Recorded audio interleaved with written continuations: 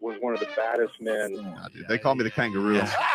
Tobin and Leroy, ready to deploy. Had to hit it with a little journalism, but that was a decoy. Better ask about me, boy. Okay, Leroy and Tobin, host of the show, man. Still silly sauce with the show in. Till then, it's half moon open. Sometimes go takes like a snowman. No proof, I'm a lie about a molding. No proof. Like I always wanted him, I never hated him, I never traded him, and if I did, I never ever traded again. What is in store? Like under the seat of the driver's side floor, it's Gucci's galore. So many more from 6 in the Mars, never a more. Man, if I'm honest, the damage is done. Silly sauce on unlimited funds. Join us on Twitch for unlimited fun. J-Fig and Marcos, you with it or what? Tobin, two who Tobin is. Thanks, Low Dog, and welcome on in, everybody. Tobin and Leroy here with you on 560 WQAM. How you thinking, Low Dog? Oh, man. One of those. Free trip to paradise? One of those. Indiana? Don't do that, dude. That's my guy. One of those since returning to the starting lineup. That was a beatdown. Oh, I know. I don't know how to handle that. The Heat having a blowout? Waiting for third quarter. Never came. Third quarter never came. You never got the bubble guts. It just stayed right there. Yeah. Stayed right there in blowout city. I'm surprised you didn't come in with the old TCB. I feel like it's hard to say it is TCB, but it's been hard. It's been hard to rely upon business being taken care of this season, and now it does feel like they are starting to do it, which is nice. Let me ask you a question. Can you say TCB with a team that's hovering around 500? I mean, they're starting to climb up there. They're sixth in the East but now. You understand what I'm saying? Yeah, to even go into a game and just assume your team is that much better when you right around 500 too. Now I do agree with your point. They're starting to put 5 out of 7, 7 out of 10. They're starting to put some things together. And isn't it ironic? This all started coming together with the return of Vic. Yeah, no, Vic he's been a very, very important piece. And then Bam's playing out of his mind right now. Normally like you had a couple of guys in these recent games, Brook Lopez and Valanciunas, who, can be a handful. I mean, Valanciunas, he's like a woolly mammoth in there. And Bam was just hitting jumpers all over his face, blowing past him. He was cooking them. And Bam's just on a run. He's a certified all-star. If he doesn't make the all-star team this year, it's an absolute crime. In New Orleans, we don't call that cooking. We call that sauteing. Ooh, I like that. Saute. If it got a heartbeat, somebody in New Orleans is cooking it. I promise you. Well, we'll get back into the Heat in just a second. But speaking of heartbeat, first of all, let's get to the headlines brought to you by the new Palmetto Ford Truck Super Center. Why buy your truck at a car store? Palmetto Ford. We know trucks. This story right here might define our group's relationship outside of the show. Right? Because everybody thinks that this is just turned on and off. Nope. When we start this radio show. And this is not true. Yeah. So go ahead, Tobin. Please tell your story. And J-Fig, it's okay if you hide. We understand. I got to my home yesterday after the show, and a feathered creature, was face down on the driveway. Not small. It looked like a bird of prey.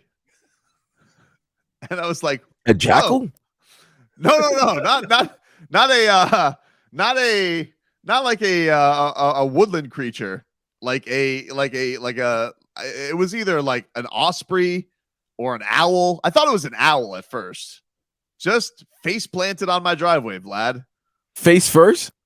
Face first, dude. I thought it was dead.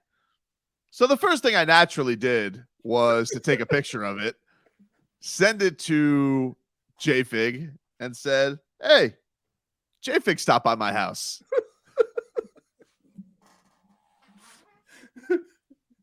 And then she says, "That is hurtful and a sin to photograph death like that."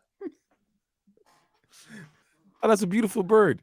It was a beautiful bird. So Vlad, I wanted to give it its wait. That's the intro to the story, Vlad. I wanted to give it its proper goodbye. So I went to grab got my shovel. I went and got a shovel. and started to scoop. And not dead. It starts moving. Was it drunk? Dude, I don't know. But it was like, kind of like curling into a ball, but it was very clearly injured or sick.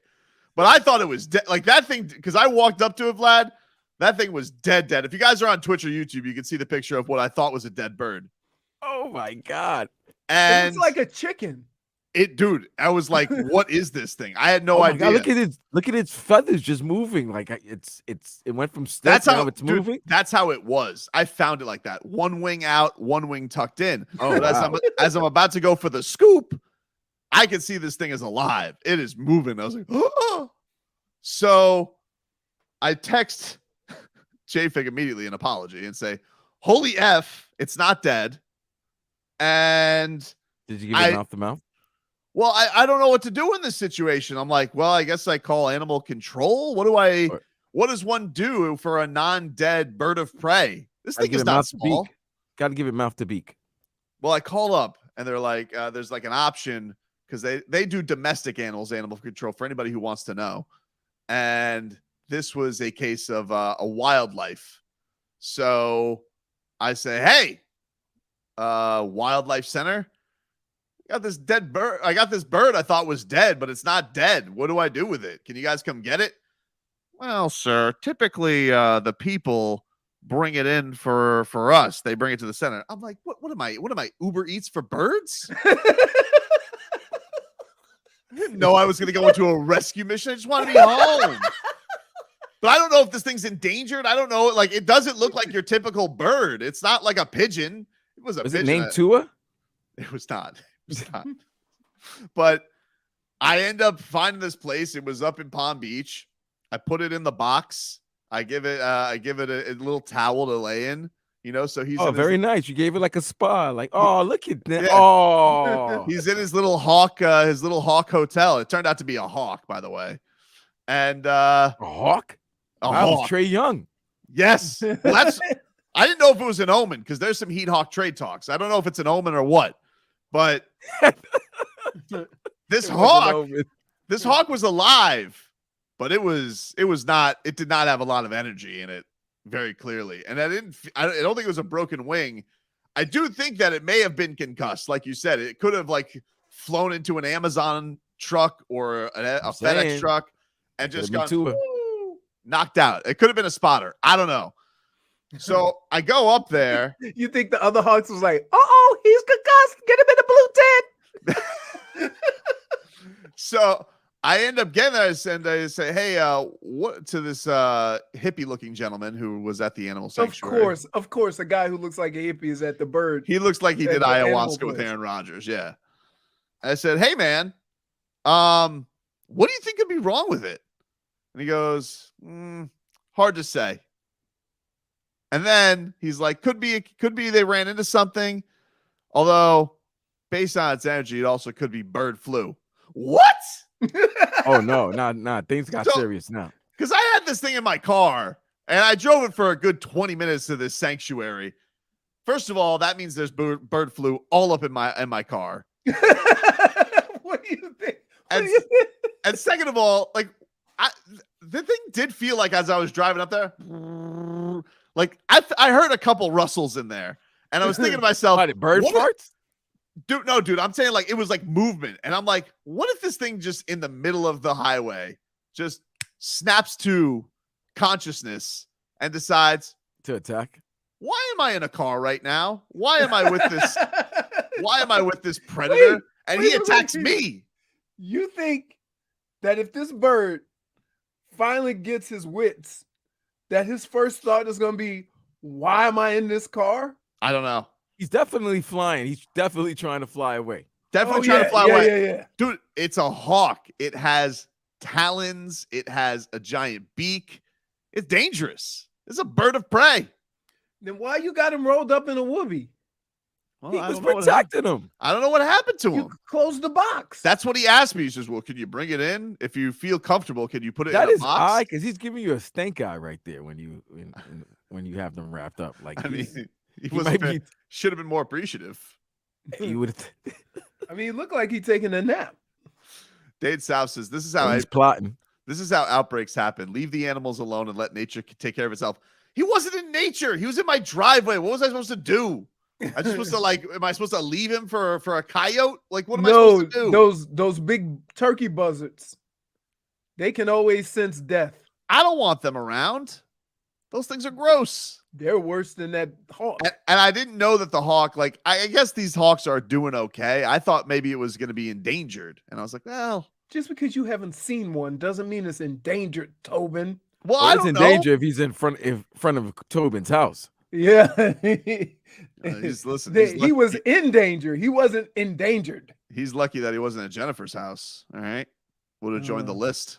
Right. Welcome to the grave.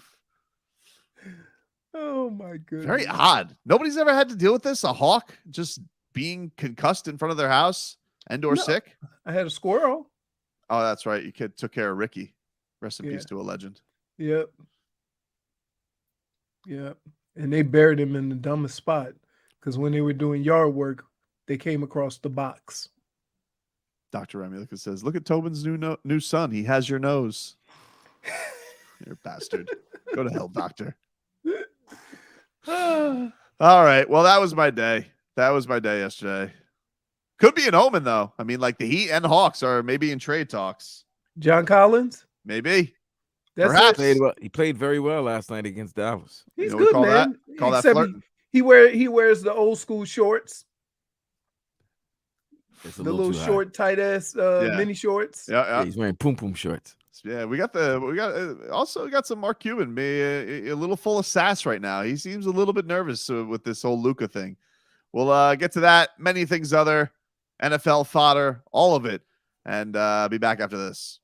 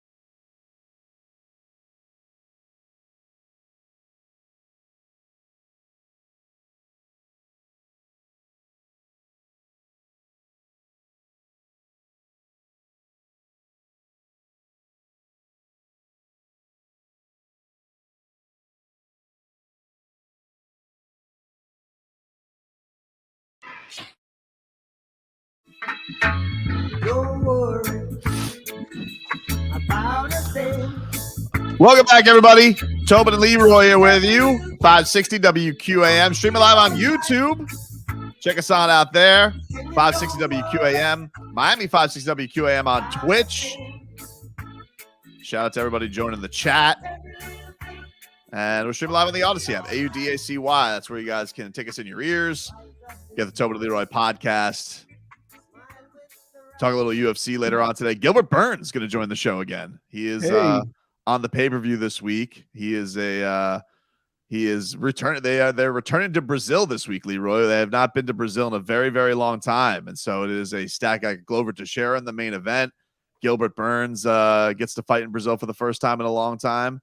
And we'll ask him how he's feeling, because he's obviously got to be heartbroken with his Dolphins losing this weekend. He's a big Dolphins fan. So we'll see.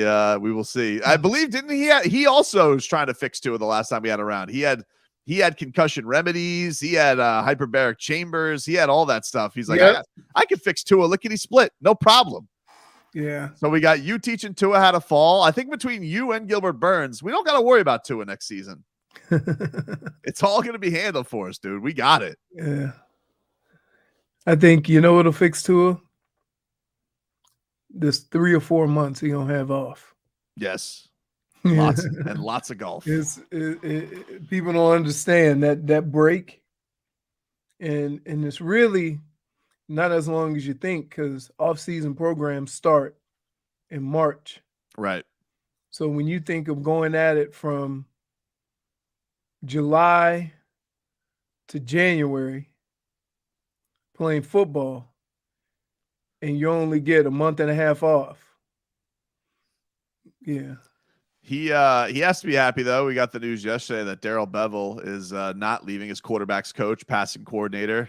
He turned down offensive coordinator interviews with the Jets and Commanders. He stinks anyway. I wonder why. He stinks really? Anyway. You know what? 2nd and 1, and you're gonna throw the ball. Come on, man. You suck anyway. He doesn't call the plays, dude. The head coach does. That's what I'm talking about Seattle when he was with Seattle's offensive coordinator. I don't want that. That call came from up top, by the way. That call came from him. Rumor has it that it was old Russ that did it. That he wanted the glory, Mr. Unlimited. I mean, you know what? I mean, since Russell had such a terrible last season, let's just dump everything on him. We should. I think actually we should. We should. I think he's owed. Yeah, I mean, isn't it something that dude has done nothing wrong, but just the way that he carries himself makes him like people don't like him because it doesn't seem real sincere. That's right. Right? It just but it does, right? Yeah. I mean, he's probably just being him, and some people just have really being him, Leroy. What is him? I'm gonna give him exactly. I'm gonna give him the benefit of the doubt that he's just corny like that. That's just him. But he sometimes tries too hard. Sometimes we get into a job, and this is in any line of work, and people treat you a certain way, so you feel that you have to act that way. You also are in a spot where like you go from a place where you gave the franchise a lot of good memories and the fan base did really love him, to now you're in a spot where they don't really have any feelings or attachment towards you. Like they thought they were getting the star quarterback, and if they don't get it right off the bat, like, yeah, the bad stuff is going to shine more than, oh yeah, but who cares? He's not let Russ cook here. He's just think about overpaid. Think about the welcome that Russ got, and think of the welcome that Watson got. Cleveland was so happy to see him at quarterback that it didn't even matter. And Russ has really done nothing wrong. Right. I mean, well, you know what I mean? I think it's one of those things that Cleveland fans are doing the thing where it's like everybody's so against you having him that you have to like support. You have him. To like over rationalize in some senses to make it okay and feel okay. But if I'm Darrell Bevell, I am definitely looking at the Jets and the Commanders and be like, do I want to be their offensive coordinator? Feels like one and done. And listen, Vlad, I don't want to put you out here like this. You have no right to be talking about who's a bum and who's not at coach when your quarterback is Zach Wilson. Or Mike White. For now. You think Tom Brady's going there? Oh my God, No. Tom Brady. I would bet everything I have. There's no way in hell Tom Brady would play. No, for the Tom Jets. Brady's not going there. It's not gonna be Tom Brady. It'll be Derek Carr. Derek Carr. Derek Carr Yeah. makes sense. Derek Carr makes sense. I could see that for sure. I could definitely see Derek Carr. But even But, if I was, but are we going to look at Derek Carr in a year and say this was the Matt Ryan experiment all over again? No, he's 32. Matt yeah, Ryan he's was not like as old. 37. Stop. He's not as old, but I still would say, like, if I'm an offensive coordinator, or if I'm a quarterback's coach, it's not like Darrell Bevell hasn't been, like you said, he's been in Seattle, he's been their OC, like he's been around for a while. Right. Like, I'm looking at plays. If I'm happy in Miami and I think there's stability there, do I stay there or do I just jump at the first opportunity to go be an offensive coordinator again? I'll give you 3 reasons why you want to be on the offensive coaching staff in Miami versus New York or Washington. in Washington. Oof. And that is Tua, Tyreek, and Jalen. But here's the Okay. question, though, Leroy. Yeah. Can you trust Tua to be your starting quarterback next season? Shouldn't the Dolphins be also looking at quarterbacks as well, like Tom, No. like Derek Carr? Did you see Because here's Tom the Brady? deal. Here's the deal. He still threw If for I- 4,600 yards, Let- Tobin, and he had let's- nothing. Let's threw go. 70 he threw 70 What- times and 5 yards. What of would pass, he dude. do with Waddle and Tyreek? He wouldn't do Mike and anything. Gesicki would You actually be know why? of You know worth. why it would be tougher on Tom Brady? Is he going to be able to get the ball down the field? He doesn't have to. He's 46. He has the quickest release. He gets the ball out quickly. He's He gets that ball to 46, Tyreek. Vlad. Listen, He's you're talking to a guy that old, hated the dude. man. But 46, he still threw for 4,600 yards, and he had But they no one. sucked. They weren't good. They went to the And you playoffs in tell the it- worst division. Guess what? You know, at 46, you know what I can rely on? He'll play 17 games. Will he? And if he, yes, when is yes, the Yes, time Vlad. when is Vlad, the time he Vlad. takes a hit and doesn't get up? Vlad, can I just say this? Here's what you are forgetting in this whole equation. When it comes to a screeching halt, and it will, because Father Time is undefeated, It was pretty screechy that last game. do you want to be the team that paid him $30-40 million? he's not even asked for all of that. First of all. Really? Yeah, he's going to ask for like 25. He's been asking for 25. One thing for Brady, he doesn't really go crazy with the money. Second of all, you know how long I've been hearing about this, Father Time and screeching halt?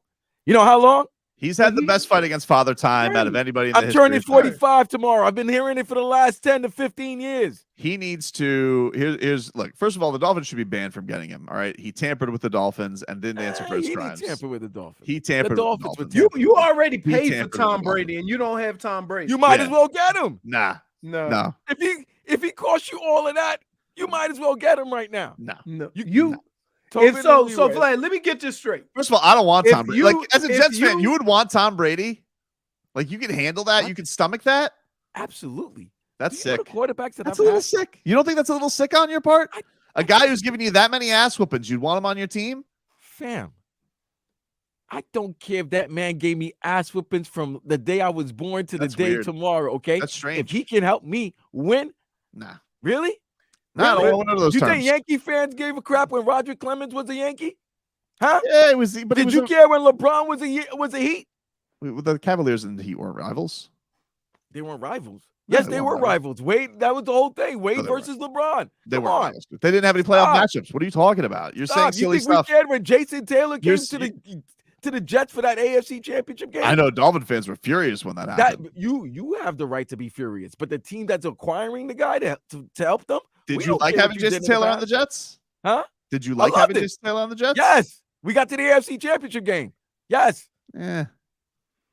yes. I get what you're saying, Vlad, but this doesn't have the storybook ending that you think is going to have. He had the When it storybook goes- ending. When it goes sideways, right? you don't want to be the team that has that much talent and has to. Dude, he had the storybook Can I ending. ask It's you- called okay. winning. It's called winning the Super Bowl with the Let me ask Buccaneers. you guys He got this greedy. question. Let me ask you this. Yeah. Is Miami offensively more talented than Tampa? Yeah. Of course. And he still threw for 4,600 yards with a less talented team. That's they because- All I'm saying. Can I tell you why? All I'm saying. Can I tell you is- why? This all I'm has sa- this has the makeup, Dude, of a guy who's a looter in a riot. Jameis Winston threw for They were 5,000. always down. So you're telling me the last 2 seasons when he's thrown for 5, he threw for 5,000 yards the year before, and he threw for 4,600 yards. He's just been looting. He's just been a No, guy. not. I'm talking about this most recent year. They ran it back. They should have never ran it back. Similar like to this Heat team, running it back with the same players. Sometimes you might not want to run it back. You're lashing out and picking different topics. No, I'm not. You're lashing out. You're trying to take heat shots now, and I don't appreciate Leroy, it. now I'm lashing out when You're I'm bringing lashing up out, good dude. points, right? No, it's not a good point. I mean, No. listen, I'm well, just think saying about this. Think about this. The Heat's version of running it back was adding a perennial all-star and an off-defensive player. So Who did they have back? technically, huh? They just brought Oladipo back. And he's not. He wasn't. they already had perennial him. all-star. They already had Dude, him, but they just brought. you can't act like this year's Victor Oladipo is the same as last year's Victor Oladipo. If you say that, Vlad, you haven't been watching the difference in the guy. He's when a he's different played. guy. Yes, when he's played. But Not he's even also no missed- when he's played last Yeah. year compared to this year, it's a different guy, dude. Physically, mentally, spiritually, the guy has been a different guy. His chemistry with Bam, the difference that he makes in the fourth quarter, the way he's trusted. He was taken out of the rotation. Okay, that's great. last And year what's the because he was team's that record bad. right now? They're 25 and Because- 21. They just Okay, passed the they Knicks were in the standings. they just got over 500. Yeah, it's All I'm January. saying- Who Okay, cares? it They're took them 3 games back of the It's Cavaliers. January. Everybody's That's all, kissing, it's starting to count. dude. Everybody's kissing the Cavaliers' ass. They're 3 games back. They're a good week from passing them. The point is, listen, There is no your point. quarterback The point is- situation, the his point health, is his you're- health is not a certainty. Listen, His okay, health Oh is wait, never let me ask you certainty. this, Vlad. but 47 Vlad, is 47 years old is a Vlad, certainty. would He's you rather? played Would every you game take the last 3 years? What are we talking about? Vlad? Dude, Would you take Lamar Jackson or Tua? I'll take Lamar. And you know Lamar's played less games than Tua. So What, if in you're gonna 5 mention seasons, In the no, last for the few last 2 years, last 2 years, yeah. okay. So if you're gonna make that excuse about Tua, then why not? Why you not doing it for Lamar Jackson? I'll tell you why, because he doesn't want Who- to in the division because of his Jets. They're right there behind him, No, and it's he not looks. because of that. he It's 'cause knows he's that. a hometown kid, and bringing Lamar back to Miami would be electric. Yeah, it would it? Like I don't know what people think here, but I have a number. Ask the Twitchers. I have a number of examples with guys with the same skill set as Lamar, and when they couldn't run as much and were forced to throw the ball, they struggled. I'm not saying Lamar would do that, but if he doesn't have the ability to run, he is a different player. All right, we'll take a quick break. 15 minutes of heat. Trade fodder. Kicking Yeah, ass. Here we go. All shenanigans. Back after this.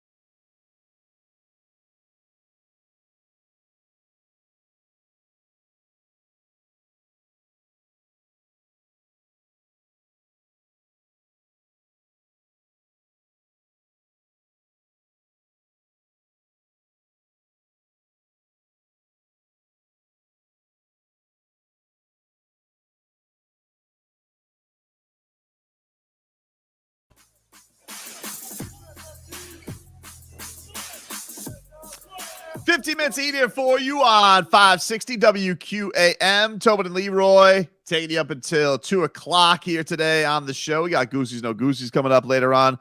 If you guys want to go see the Heat play the New Orleans Pelicans, they just beat them up last night, but they will be here on Sunday, and we've got your tickets to see them. Go to WQAM.com and register for your chance to win. That's a Sunday afternoon game, by the by. So check that on out. Yesterday, Miami, easy breezy, beating the New Orleans Pelicans, who are very banged up. They are definitely dealing with a lot. 124-98. Bam, fantastic. 26 points, 8 rebounds. Gabe Vincent hitting buzzer-beating threes up the wazoo yesterday. That was great. Kyle Lowry returned. He scored like 2 buckets right out of the shoot, and then that was it. But then they win by damn near 30, and you still... What? No, I'm happy. Want to know since Low Dog's back, dude. You know? Nah, good to hear. Dog. That's my guy. He said his knee felt better last night. That's your guy now, right? That's my guy, That's your man's dude. in him, man. That's your man's in him, huh? Kyle Lowry, man. But how about this? So there's a couple of trade things I want to get to first today, all right? Because, Heat, TCB, great win yesterday. Fantastic. But they take them on the Mavericks coming up, Leroy, on Friday. Now, I don't know if you saw this, but there was a little article in ESPN from Tim McMahon, and it's basically talking about how, the Mavericks are always going to be tied with the Trae Young Luka deal, the whole swappy swap. They end up getting Luka, Trae Young. I think everybody's happy, right? They've all done good. Everybody's happy with their guy, right? Luka, you may say, is a little bit better than Trae, fine, but Trae Young's taking to an Eastern Conference Finals. Props to him. But it was basically on the Tim McMahon's writing about how the Atlanta Hawks made their big splash in the offseason. They went and got DeJounte Murray, big trade, 3 first-round picks, and that Luka, may be getting a little restless because he looks around his supporting cast and it's not so good. And he looks and says, Porzingis, that didn't work out. And now, apparently, what the thing is that he apparently, and I don't find this to be something that is that crazy. It says, sources said Doncic, who has shown a desire to be more involved, who hasn't shown a desire to be involved in personnel matters in the past, has strongly indicated that he wants the Mavs to upgrade before the trade deadline. Now, Mark Cuban comes out and he said that Tim McMahon, quote, has this dead wrong, which only makes me believe it more. No, he's right. Yeah. It only makes me believe it more. You're right. And so it makes me think, with all this stuff swirling, not that that's going to happen this year, but McMahon does point out that this doesn't necessarily mean that Doncic will request a trade if the Mavs haven't been a contender quality supporting cast. But could he, get upset and be like other stars with 2 years remaining on their deal after the season, like Anthony Davis, James Harden, make a stink and want out? And now all of a sudden you got Mark Cuban lashing out. Very interesting, Leroy. This is Mark Cuban's fault because he could have fixed this with one phrase. Is that he could have said, I don't know how accurate his information is, but every day we're trying to do whatever we can to make this team better. End of discussion. He said, right? Instead of calling somebody he's got it dead wrong, wrong. That kind of needles, if it's true, wouldn't that needle Luka a little bit more? Of course. Into him thinking his team doesn't think that he needs some help. He said Luka has never suggested, asked, demanded, or discussed changes to the roster, which kind of seems crazy. Like, what do you mean that he's never had a hint to, I would like this, I wouldn't like that. What are we talking about? He's the star of your team. All right. He's an MVP candidate. You should be interested in what he thought if you want to keep him. He's also had this in the past where like ESPN has dropped reports and just Mark Cuban goes completely lunatic and is just like, not true, completely fake. But this brings me to my bigger point, Leroy. Yes. the Miami Heat have a very strong tie with Luka's mentor, his Slovenian God. sensei. How does every conversation end up back with Gogi? And I would What the say, hell are you doing? Well, I mean, I think it'd be every important. we are the conversation. flagship station of the Heat. I would say, all of a sudden, if there is some unrest, maybe Gogi sends out a signal. Hey, brate, I know a place that will make all the trades you want to come through. And all of a sudden, Luka has a wandering eye, and he starts thinking, man, you remember that game I played against Goran in Miami with all the Slovenian fans there? How cool that was. Imagine if that was every night. And then Goran, he comes back, he reunites, he takes the UD role next year. And all of a sudden, we have breadcrumbs of Luka coming to my. Will you please stop? What do you mean, dude? It's all there. Dude. Why does it always end up with Gogi in the Heat uniform? Because I mean, it's Where's important. Gogi now? He's in Chicago, but they're So gonna they're gonna sell off. So why wouldn't he tell him to go to Chicago? Vlad, I'm glad you asked that, dude. It's almost like you're in my head. I'm telling you right now, he wears the Chicago Bulls outfit as like cosplay. He's on the Heat. He comes to these Heat games, dude. Cosplay. He comes to these games on the Heat, and it's like Fire the bum guns. It's like the mayor comes to. He's so nice to everybody. Warm hugs. Gogi never left in spirit to the Heat. He's still here. Dude, when he was on his Raptors banishment last year, he was coming in disguise to Heat games. He was hiding with Bumpy Johnson in the crowd, watching like he was a season ticket holder. This dude loves the Heat, all right? I'm telling you right now, you bring him back next season, you lay the foundation, and you got a fox in the hen house. And then all of a sudden, Luka's looking, he goes, Brate, where do I go, Gogi? What do I do? And he goes, Brate, what you need to do is come to Miami with me and Yimmy. We love you, buddy. Be the best. Well, you got to tell him. He got to tell Luka. He got to make a stink. Of course, but you know what we say, buddy. Like Peter Riley says, and he told me this long time ago when even Sweet Gogi demanded trade from the Suns. He said, "Make a stink." Which is one of the craziest things ever. I mean, Goran Dragic demanding a trade. It's so lovable. I think that was hysterical. That was great. It was great, Tobin. Yep. I would love to see Luka in a Heat uniform just to see him in shape. Could you imagine? Oh, that's a that might be the reason why he might not come to Miami. That's a fair point. It's a fair point. Right. Luka does, like they say, play himself into shape. However, they also had Kyle Lowry the last 2 years. So, and he's still playing himself into shape. I would say this. Doing the little workouts at UFC with the he the only person go to UFC. You remember that in the summer? Yeah, he's the only person. Wait, he's the only person that go to UFC and don't throw nail punch. Right? He throw. In fact, all of his videos were far away from the fighting and from the boxing drills. I only saw. I gotta tell you, the little tap on the 45 holding the medicine ball, that ain't UFC. It's the performance center. I mean, they could use it to perform. Synchronized swimming? Point guard stuff? I don't know. But anyway, could you imagine, Leroy, Pat Riley's greatest catch would be stealing Mark Cuban's whale? That would be the ultimate petty revenge. The long game, as we say. Well, first of all, here's why it would never happen. I don't care how much of a stink he makes. Mm-hmm. If Mark Cuban is everything you say he is, there ain't no way in hell he's trading Luka to Miami.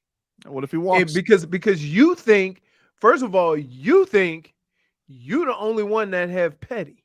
Everybody gets what they want in NBA. All the players, they always get what they want. Okay. It always happens. Okay. It always happens. Okay. I'm just saying, dude. It's all no chance. If what you're saying about Mark Cuban is accurate, he would never trade Luka to Miami. You know this. Why are you acting like all of a sudden, as much as you talk about how much we hate Dallas and Dallas hates Miami, do you understand how ridiculous that sounds when you start the conversation?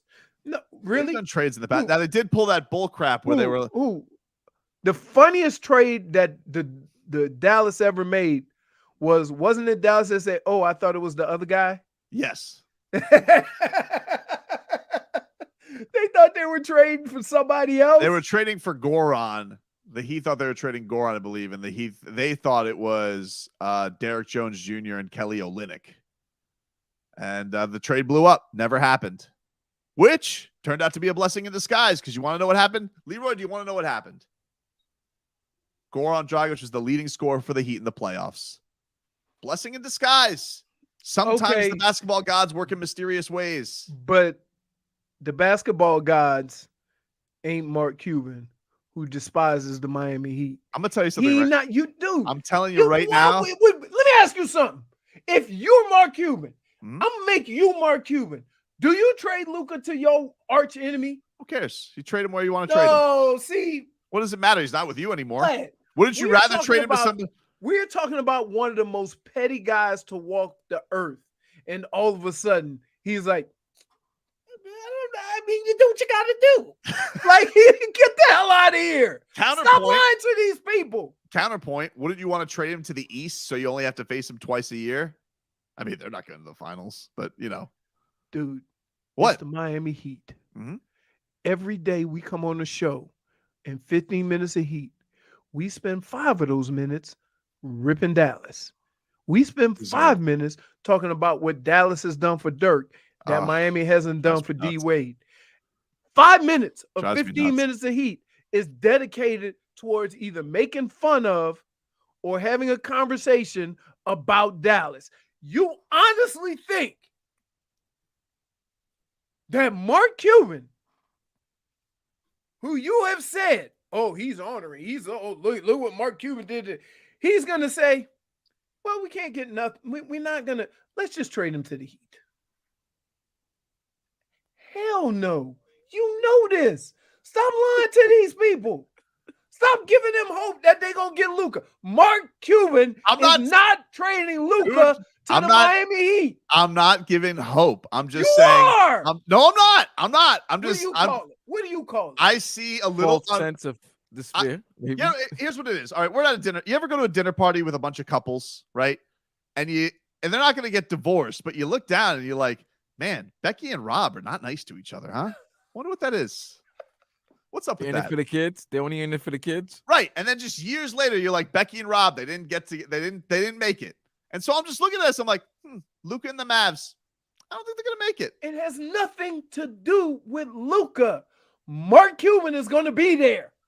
All right. Well, Luka's gonna say, like, listen, the player always gets what they want in this league, dude. We've had conversations in the past where your ass was so petty you didn't want to deal with another team, even though the deal would work out. Dude, I'm not trading with him. No, James Harden got traded to the Sixers for a guy who didn't play basketball for a year.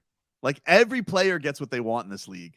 If Luka wants to come to the Heat, he's going to come to the Heat. So who are you giving up? Let's not get to the nitty gritty of the details. No. You got to get to the nitty gritty. Look, Vlad, I haven't even gotten there. Because no. Yeah. Well, we got to get plan A first. I don't get full. I'm straight to the punches. Plan A is first. Straight to the punches. First punch is we got to get. In order to make it happen, don't you have to have a plan in your pocket? Yeah. So give us the plan. Give us the plan. Who you giving up? Give us the plan. You guys are jumping you guys are skipping steps. We're not skipping steps. See, I'm not about, like, that's Andy Ellisberg's job. My job is just to say, looks like something's happening over there. You ever guys ever watch a disaster movie, right? And there's always the guy. I watch one every day from 10 to 2. There's always a guy. There's always a guy who spots the asteroid, and then everybody else can figure out how to destroy it. But he always goes, "You have to see this. It's coming." I'm telling you right now. What are you, the Jeff Goldblum of this situation right now? I'm telling you right now. There's a Luka Mavs rift, and I'm telling you. You are really, you know what? You have brought this up. Dude, we have Slovenia. And then you have deflected the reality of making massive it happen. deflection. Right. Dude, we have a Slovenian pipeline. All right. No, who? Go. Pause. He's in Who, Garin? Chicago. He's not in Chicago in spirit. He loves it here. His body's in Chicago, but his mind is on the other side of town. His heart is in Miami. Really? Yep. I gotta tell you what. People used to say that about me in Cleveland. But guess why I love Minnesota? Because they was writing that damn check. That's fine. That's fine. I mean, the Heat wrote him some big checks, though. Dude, right now, he's getting a minimum check from the Bulls. Why? No, Leroy. It's so right. You got $20 million. You know, Luka just got a big contract, right? Yeah. So if you make a trade for him, you're gonna have to give up somebody that you signed to a big contract as well. Dude, that's why we got Andy Ellisberg, baby. No. He's the cap guru. Andy Ellisberg didn't bring this up. You did. Give us a solution. Andy Ellisberg had nothing to do with this. He never said anything. I'll work the trade machine. I haven't want a solution. Oh man, to the trade. Look, we're up against the break right now, so we gotta go to break. Back after this.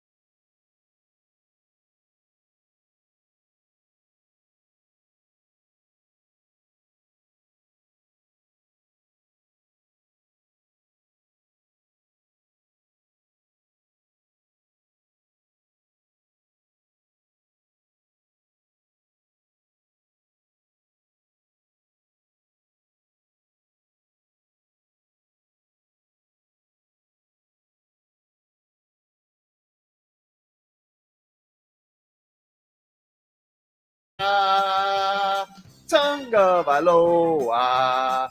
Not Tua Tagovailoa. A for effort. Dolphins quarterback. Tua. It's our Tua. It's our Tua. Tua. Tua. Chris Sims can go to hell. Tua Valoa. Dolphins quarterback. Daddy loves you guys. Our Tua with Tobin and Leroy. Check the history of food. Hour 2 of the program, ladies and gentlemen. Tobin and Leroy here with you on 560 WQAM. I saved a Hawk's life yesterday. You're welcome. I think I did anyway. I mean, I don't know. I mean, I should probably check. Should I ask? Is it like, I was wondering, what's the appropriate protocol after this? Do I ask the sanctuary, is the Hawk okay? Do I even want to know? Do I just go about life thinking, I saved that Hawk's life? Or you put him in harm's way. How did I do that? When if he was simply concussed, he was going to fly away in a couple of minutes. That wasn't going to happen, dude. Wait, no. If he's concussed, there's no. That bird was out cold. You thought he was dead. I thought he was dead. Well, that was after, but he was. It was like some barely moving, dude. I'm telling you. Are you saying that the Hawk didn't know how to fall? Is that what you're trying to say? Pretty much, dude. Yeah, he needs some lessons on how to fall. He looked like he fell into the side of a truck or something. Looks like it. Give me a weather update here, Leroy, for the Desmond and Dover Law Firm. YourActionAttorneys.com. Dude, what a free consultations 24/7. Call them at 866-954-MORE. Beautiful day in South Florida. Looking outside. Light breeze, 5 to 10 miles an hour. Very, very good. Not very cloudy at all. You got some high clouds. Nothing serious. Beautiful, sunny day. And I would say right now it's about 70 degrees. 70 what? 70. It's 78. 78? Wow. Yeah. Wow. Usually I've never off been. for a golfer. It's been a minute. It's been off. All right. Yeah. You got to get back out on the course, dude. Get your stuff together. Yeah. Well, I've been indoors all week. I understand. Let's get to weather. Let's get to your headlines brought to you by the new Palmetto Ford Truck Supercenter. Why buy your truck at a car store? Palmetto Ford. We know trucks. The Buccaneers have fired Byron Leftwich as offense coordinator. Yeah, that's why they lost. That's why they lost, dude. It was top 3 in tell you- scoring the I last tell you- 3 years. I tell you what, here's an unfortunate thing. Because football has changed. Football rewards the aggressive, chance-taking coach. Todd Bowles is not that. Right? Mm-hmm. And I'm going to just throw this out there. If Todd Bowles was white, he'd have been fired. And I'm saying that because nobody wants to be in that situation. You know what I mean? He's a good football coach. I'm not questioning that. But the fact of the matter is, if you firing your offensive coordinator, right, you're the one deciding on 4th and 3 at the midfield whether you're going for it or not. The play is irrelevant. And what hurt that team is the fact they played everything close to the vest all year. That's head coaching. So how do you go about dealing with that? Because you fired the offensive coordinator and he's being the fall guy. Right. But the head coach is the one that makes those decisions that make you look like you taking chances, not the offensive coordinator. It would appear, though, like if they're going to do that, because I guess him and Brady had a pretty tight relationship, it would seem that they're done with Tom Brady. Like Tom Brady in the either retirement or he's done with them. Fair enough, but right. That relationship seems over. Right. It's funny how all change ain't good change, and whether Tom Brady got along with Bruce Arians or not, their two personalities got the job done. Sure. Right. And sometimes, you don't have to get along great with everybody you work with, but the fact that you guys work well together is the most important thing. And we tend to get away from that a little bit because everybody not only wants to get their flowers, they want to feel good about it. They don't want to just win a championship. They want to be the reason why you win a championship, and they want to feel good about it. That's and sometimes you don't realize how good it was until you look at what you've accomplished. Yeah, it's like the Riley disease of me, right? Like once the winning starts, like how do you handle all of that, right? And the credit and the way they handled it after 06 was him and Shaq almost fought fisticuffs. Right. I mean that's what I mean, and so I don't know what the situation is in Tampa. I do know they paid a lot of old guys. Yeah, their O-line was depleted this year. And that is when a team comes to a screeching halt. Not like the Dolphins, who have a lot of young talent at key positions. So you can, if you do it right, you can be in contention and compete for a few years. Whether you win a championship or not, that's a different story. But the fact that your team is now in a position where it can compete. The problem with the Jets is they have the talent to be in the mix, except that quarterback. Okay. And you guys have the talent to compete as well, except that you don't know the certainty of your quarterback. Yeah, but we know certainly when he's on the field, he's good. But you know that, but there's a certainty that he won't be on the field as well. Okay. Is that why? Is that why Baltimore isn't paying Lamar? Yeah, you could say that. You asked that the last hour. Right. Yeah, that might be the reason why Baltimore. Yeah, they're scared to pay that man the guaranteed money that he's asking for. Same way you guys have not extended that option. Have not picked up that option. It's early though. It's early for 3 days. It's early for 2. That was like Florio's like until it's picked up. Actions speak louder than words. I'm like, hey, can somebody get a Panera bread? Can we get into the office and can we make a decision? We don't know what's going on yet. This is one of the things that always gets to me, but that the way football used to be was they would tear up your contract and give you another one, right? And so your contract will start now. So if they were to give to a 100 plus million guaranteed, that will start now. Right, but now it's just an extension. Now it's an extension. Right. So whether you do it after this year or after next year, what's the problem? Because technically they have your rights for 2 more years.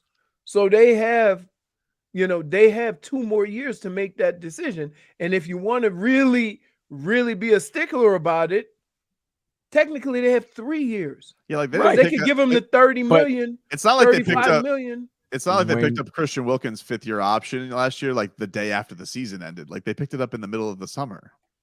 Right. Like it's not. But there's other franchises that know when they have their quarterback, they pay their quarterback.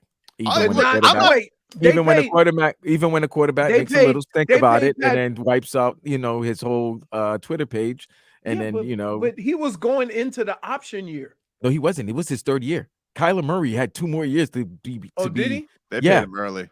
They paid that man early. Yeah, because he made a stink. There you go. Tua would never make a stink. No, he's not going to make a stink, but there's no stink to make. When did Mahomes got paid after 3rd year? He won the Super Bowl. I mean, they knew. The MVP. Josh Allen, 3rd year. They knew. They haven't done it with Burrow yet, though. Although the owner said they're going to. Oh, sounds like he's going to be. Herbert's going to get paid. Herbert's going to be the highest paid quarterback. I mean, not Herbert. Burrow. Burrow's going to be the highest paid. Oh yeah, Cincinnati saving every penny that they have. But look, that's why you know what though? There's nothing wrong with the Dolphins not extending to him, but like honestly, not taking up his option. If they didn't pick up his option, yeah, I would say it's a question of them being worried about his health, because like the option between his option or paying him a franchise tag after a 4th year, it's like you're almost doubling your money about how much. It's almost better for Tua if he were to get franchised that final year. Not necessarily, because think about this. I think the last year he'll make 20 million. Yep. Right? A 5th year, yeah, it's like 19 points. So the 5th year he'll make 20 million. And then the following year you'll probably have to give him 35, 40. right? So if they didn't pick up his option and he played out this year, then he would make that, and they had to franchise him.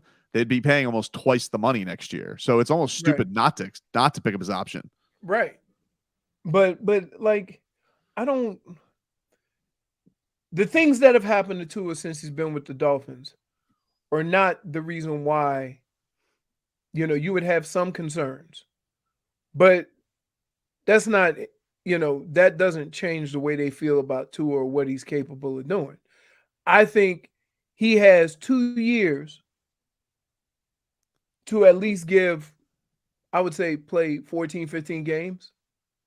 And if that happens in any of the 2 years, you extend him right away. The reason I believe that he's coming back, and I don't believe any of the stuff that's going to be spun out there by Florio or the clickbait artists. I get why the Dolphins are attractive. I get all the outside noise of saying that, oh, he's as I'm not saying he doesn't, but I think the reason that they come out so strong is because they already handled this stuff with Tua. They did that with the Deshaun Watson stuff where they ignored it, or they said things like, he's our quarterback, like with the most mundane endorsement. When they come out as strong as they did after the season, right after the season ends, I think it's because they know they have to squash that out early and have the guy know that he's the guy. If they didn't, I've seen how they behave.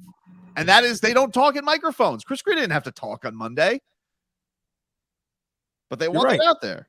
But what if Brady says, you know what, I'm interested in Miami. I Nope. still want to continue. And Nope. I give Steven Rose. Nope. He gives Steven Rose nope. a call. Nope. It has nothing to Let's do meet up with at the yacht. Here. It has nothing to do with how I feel about Tom Brady and his greatness. It doesn't. I'm not playing that game with a 46-year-old.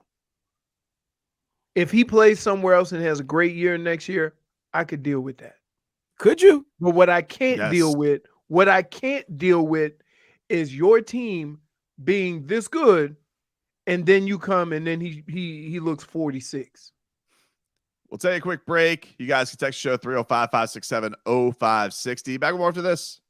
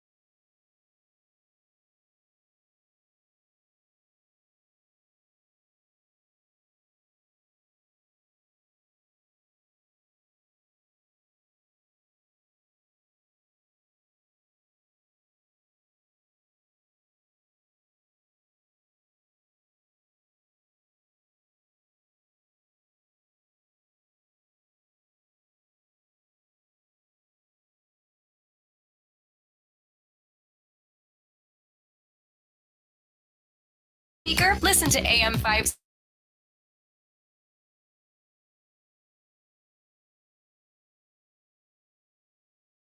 It's our number 2 with Tobin and Leroy.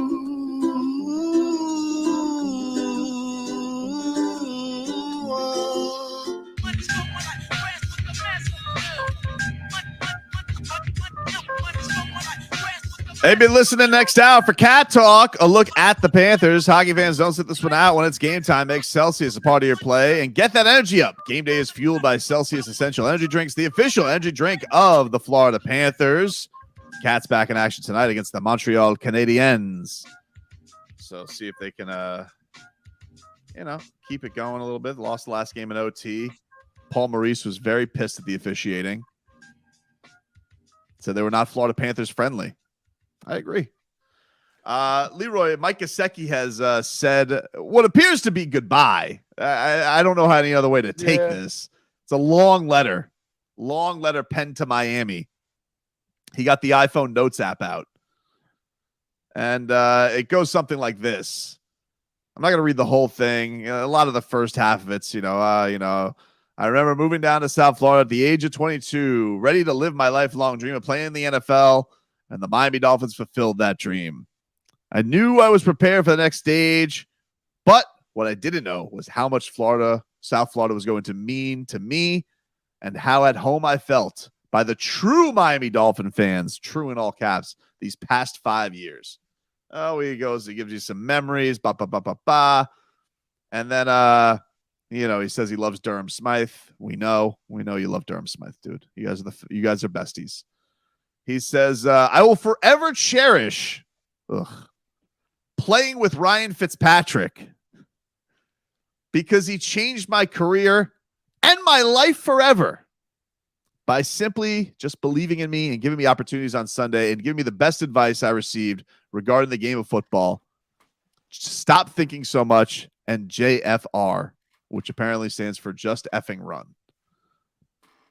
I hope you all enjoyed my obnoxious ball spins after a first down, my ridiculous celebrations after a big play, and of course, my most hilarious gritty the league has ever seen, self-proclaimed. I am not sure what the next step has in store for me, and I'm not positive where it will be, but if my time in Miami has come to an end, I will forever cherish every moment and be grateful for the highs and lows, no matter what, and no matter where the show goes, it goes on. Fins the F up. Love Mike Gesicki, number 88. P.S. Just keep going. Okay. You're an idiot. He basically wrote a letter just in case. Right. But he said in the letter, if these are my last days. You don't write that letter if you don't think. But he did put if. He left some wiggle room. He did leave some wiggle room. Of all people, should appreciate the wiggle room that Gesicki left in his letter. I hate siding with you, Tobin, but I kind of have to side with you, Tobin. It's a goodbye. Why would listen? Nobody's putting out a letter with the if they don't already feel like they're out. Right. That's like Aaron Rodgers saying, "I might come back." You're saying might because you know there's a great chance you're not. He's in his feelings, maybe him and Durham Smythe went to the Yard House and had a couple of those big beers. Yeah, I don't know. And, he was reminiscing a little bit. For some reason, I had to bring up Ryan Fitzpatrick. It kind of ruined the letter for me, to be honest with you. But, he was in his feelings a little bit. And then all of a sudden, he's, but it feels like goodbye. It feels like goodbye. This also felt like goodbye. I'm so happy for you, bro. I'm happy you got paid. I'm happy you're balling. That means a lot. That did also feel like I'm on my way out. Yes, that did feel like a goodbye. The tea leaves have been there. Let's be honest. He handled this year. He wasn't in the role he exactly wanted to be. Right. Don't let Steph in there unless he got some munchies. Listen, I got Stephen Tree in here. I got the heavy hitters. Well, you can tell. Yeah. What's happening? They got some. I don't know. Get him out. He ain't paid the toll. He didn't pay the toll. He got to pay the snacks. Yeah, the snack toll. Come on, you eating all the snacks in the machine. I can't even get my eat on. Is that the guy? Yeah. Is that the reason why you can't get Skittles anymore? No, it's not Skittles. The Munchies, you know, the thing with the cheese and the Oh, okay. and the pretzels and the Cheetos. He eats them all. Guy.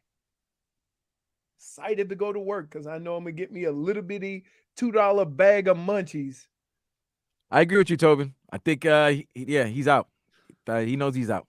It's weird, man, because I see all these situations with players. Yep. And my career went so different that I can't even comprehend this stuff, right? Like, even when I had to say goodbye, I was saying goodbye to a team that didn't even exist 6 months ago. Look, if you had social media back in the day, you would have needed somebody like me as your publicist. We would have handled this thing. We would have handled this thing. Can I tell you -1? something? Right? Yes. I can tell you right now. What? You nowhere near my social media. Oh, dude, we would have gotten the bag from whatever. I would have made it happen. I would have. PR is not your move. That's not dude. Listen. No, if I need to explain a tweet or let somebody, or get out of something, you're my guy. But if I'm doing it first, Tobin nobody can manipulate words like Tobin, though. That's right. That's what I'm saying. It's after the fact. Yeah, so if you tweeted something, he would say he didn't really say that. Dude, I know. I know PR. They call me the cat dude because I purr. I got it down. Yep. I make your words purr. That's. You just purr. Yeah. Dude, what are you? This guy's making bird and cat noise. What's going on here, man? Who is that dude that they signed to try and replace you? Bam what? Bam what's his name? Bam Morris? Oh, dude, we would have been throwing so much shade on social media at Bam Morris. We have to. When I left and there was like 20 reporters outside the building, right? Yep. And they were asking me questions. I'm like, there's only one way to find out if this works. Follow my career and follow his. And we did. Yeah. I'm just saying. Bam never scored 3 touchdowns in a divisional round. Nope. Bam never scored, never had a 3rd and 37. Nope. Which, I mean, thanks to, what's his name? Charles Davis, making me wish I didn't get it. Charles Davis ruined history. Can we just say that? Right. Usually, as a broadcaster, you're supposed to buoy history. You're supposed to just let the action happen in front of you. Yep. Oh, not Charles Davis. He had to jump in. Charles Davis had to go on there and tell you what he wished he saw. Apparently Charles Davis is a genie. He could just whip up fiction and just say, "Yeah, I wish I saw that. That was Robert Smith." Did you beat him? Did you play him in college? Maybe he's holding ill feelings. No, I don't think so. I don't know. Where did he go to school? Tennessee. No, I didn't play Tennessee. I didn't play Tennessee. The only SEC schools we played when I was in college, we played Alabama, we played Florida one year, and I think we played Florida State also, and Miami. Those are the out of conference, teams that we played down here, but they all came up north. I don't know what I'm watching right now, but apparently Johnny Cueto, draped in the Dominican flag and a suit, has walked all the way from the Marlins bullpen to the mound while dancing. Well, maybe the World Baseball Cup is coming up in the next 2 months. So. I'm pretty sure. No, I think he's getting introduced today as a Miami Marlin. If you guys weren't aware, Johnny Cueto is a Miami Marlin. I understand. Wow, I didn't even know that. Doesn't he have a no-hitter? Edinson Volquez had a no-hitter. I don't know if Johnny. Didn't he win a World Series? Did Johnny Cueto? Yeah. With the Giants, maybe? Yep. Okay. He's been around. Johnny Cueto's been around, dude. Marlins made a move? Holy cow. Wait, but they kind of made a move. Well, I think they were at the meeting, right? They were at the winter meetings to observe, correct? Yeah. To observe. Schmeathan says WBC tickets went on sale today, you idiot. I'm pretty sure he's getting introduced today, Schmeathan. -1 for Sass. Wow. It says in the background, welcome Johnny Cueto to the Marlins. But if that is the case, it could be a combination. It could be both. Good combo marketing by Johnny Cueto. If that's do they have enough Americans to even make a Of course, quality we do, team. Yeah, what are you Stop, talking stop. We about, got it. We dude? got enough A Americans. lot of bro. intangibles in baseball these days. Aaron Judge. You know, we got. I mean, Americans. but Mookie they ain't Betts. like, We huh? got Mookie Betts. We got Americans, bro. We got. Yeah, Americans. we got Americans, dude. We got All Americans. right. I I think mean, it doesn't mean I don't know if we're still going to beat the Dominicans or the Puerto Ricans, but or we got Japan. Americans. Or Japan. Japan Or always plays good in Venezuela. the world. Hey, I wonder how they gonna handle the Japanese because they are known for is that Koreans who are known for bat flips and all that stuff. Korea You does got to the go best. against Shohei, okay? Ooh. Yep. Shohei. That's all you got to do. You got to go against Shohei. Shohei is going to get so much money. Oh my goodness. He will be the highest paid player in baseball, right? Of Has course. to be. Ridiculous. He should. Has to be. He's not even 30 yet, dude. I know. He's ridiculous. I That mean, like he was like the one guy last year. Like that's to draw down here with what's been going on lately, and he Shohei got a big did it. crowd. He did it. did it. That guy's a big deal. Like that's a big deal. He did it. I mean, like, man, what did he have? He had what 10 or 11 wins, and he had what 30 plus home runs. And like had over 200 strikeouts. Yeah, Yeah, he's must see. like must see. Man, 34 home runs last year. Crazy. But that's not even. Just listen. Think about this. Just the 34 home runs will get you 300. Yep. We ain't even talking about the pitching. Nope.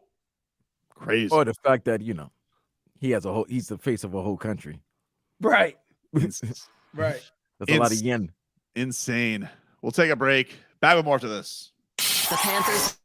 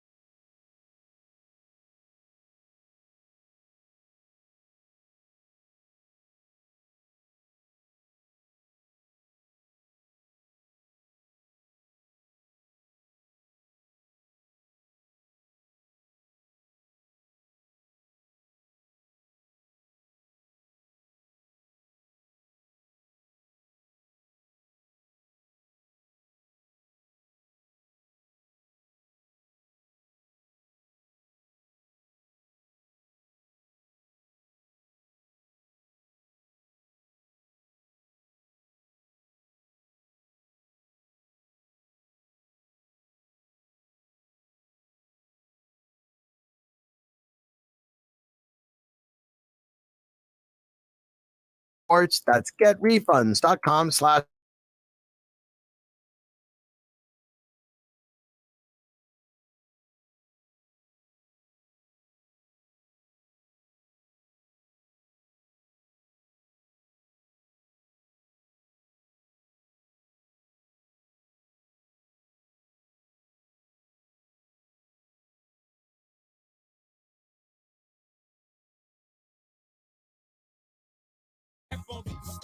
Bring it down a little bit. Okay. Now we working with it. The boy face up the baseline base. Welcome back. Tobin and Leroy here with you on 560 WQAM.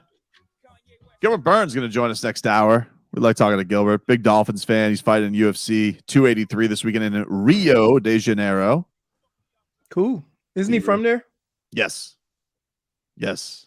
And boy, the Brazilian fans are mean. They are crazy about UFC. They are mean, dude. Mean. They tell you, if you're not Brazilian, they're going to tell you you're going to die. That's what they do. But the thing is that's if you think about it, other than soccer, they almost claim that sport. Right? Yeah. It's like you walk out. What do you get out of the womb? You get a gi or you get a soccer ball? What do you want? A gi. Yeah, that's the little that's the karate outfit. It's called a gi. I know because my son is doing this now and he's trying to choke me. He's just like he's trying all of his new techniques on his dad. Yep. Hey, I gotta ask you, dude. There's some fodder out there about Michigan. Things frosty with Harbaugh and Ward. What's going on there, man? I hear that they're talking through the reports are saying they're talking through intermediaries. So are you the intermediary? Are you No. the go between? No, I'm not. What happened? I could see how an AD would be annoyed with Jim Harbaugh after a few years. Not me, dude. It's not me. Dude, he's pulling a money move. Here's the thing, though. I can't imagine there'll be a problem because Ward has been, under the circumstances, very supportive. Right. Right? Like, you can't go 7 or 8 years without beating a top 10 team. Mm-hmm. And then you win the last 2 and, it goes away. Like, that Ward has been extremely supportive of Jim, even when everybody thought people were ready to wrap up the ship. Right. So I don't know how those conversations go, but don't you have to keep that in the back of your mind is that, this dude has been in my corner ever since I got here. I would think so. I the only thing I think can always mess that up though is if like Harbaugh's agent is like hitting him up for money all the time. I don't know how that works. Is you have to keep going back to Stephen Ross because like that could be something that would be annoying. It's like, well, it feels like we're here at another extension play once again with all this with all these NFL chats. Right. But here's how that works. When you extend, then it increases the buyout. So I don't know, man. I don't think with where the university is right now, they should be holding hands and singing Kumbaya. They shouldn't be fighting there. I know. You finally got to where you wanted to be. Thus why I found the report surprising that they weren't speaking. Yeah, I'm surprised. I would. If you thought that was BS, I don't know. Maybe you pull up Mark Cuban. Right. I would say it's close to BS because if that was the issue, right, and there was really some tension between them, wouldn't Harbaugh still be doing interviews? There's a lot of teams out there that are available coaches that are looking for coaches. I don't know. Maybe I don't know. Maybe it's one of those things where like the demand for him to come back isn't as strong as he thinks it is, which I find a little surprising. He was a good NFL coach, but maybe that's what that is. I don't know. Cause there was like, I saw one report and it's always tough to navigate this stuff, but it was like before the hiring cycles even started that they were saying, oh, Jim Harbaugh would take any NFL job. I'm like, he would take any NFL job to leave Michigan? That seems crazy. That was a dumb statement because it is going to be very difficult for teams like Carolina, Atlanta, Houston, right? Yep. Unless these guys get one of these top quarterbacks, it's going to be very difficult for you to attract a coach that's worth anything who knows without a quarterback, it don't matter how good a coach you are. True. Right. Which has got to be what. Unless you're a Shanahan. Unless you're a Shanahan, you could just make anybody. Right.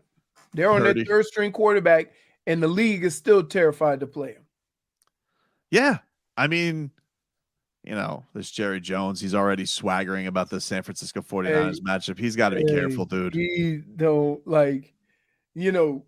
what I would say about Jerry Jones is Dak giveth and Dak taketh away.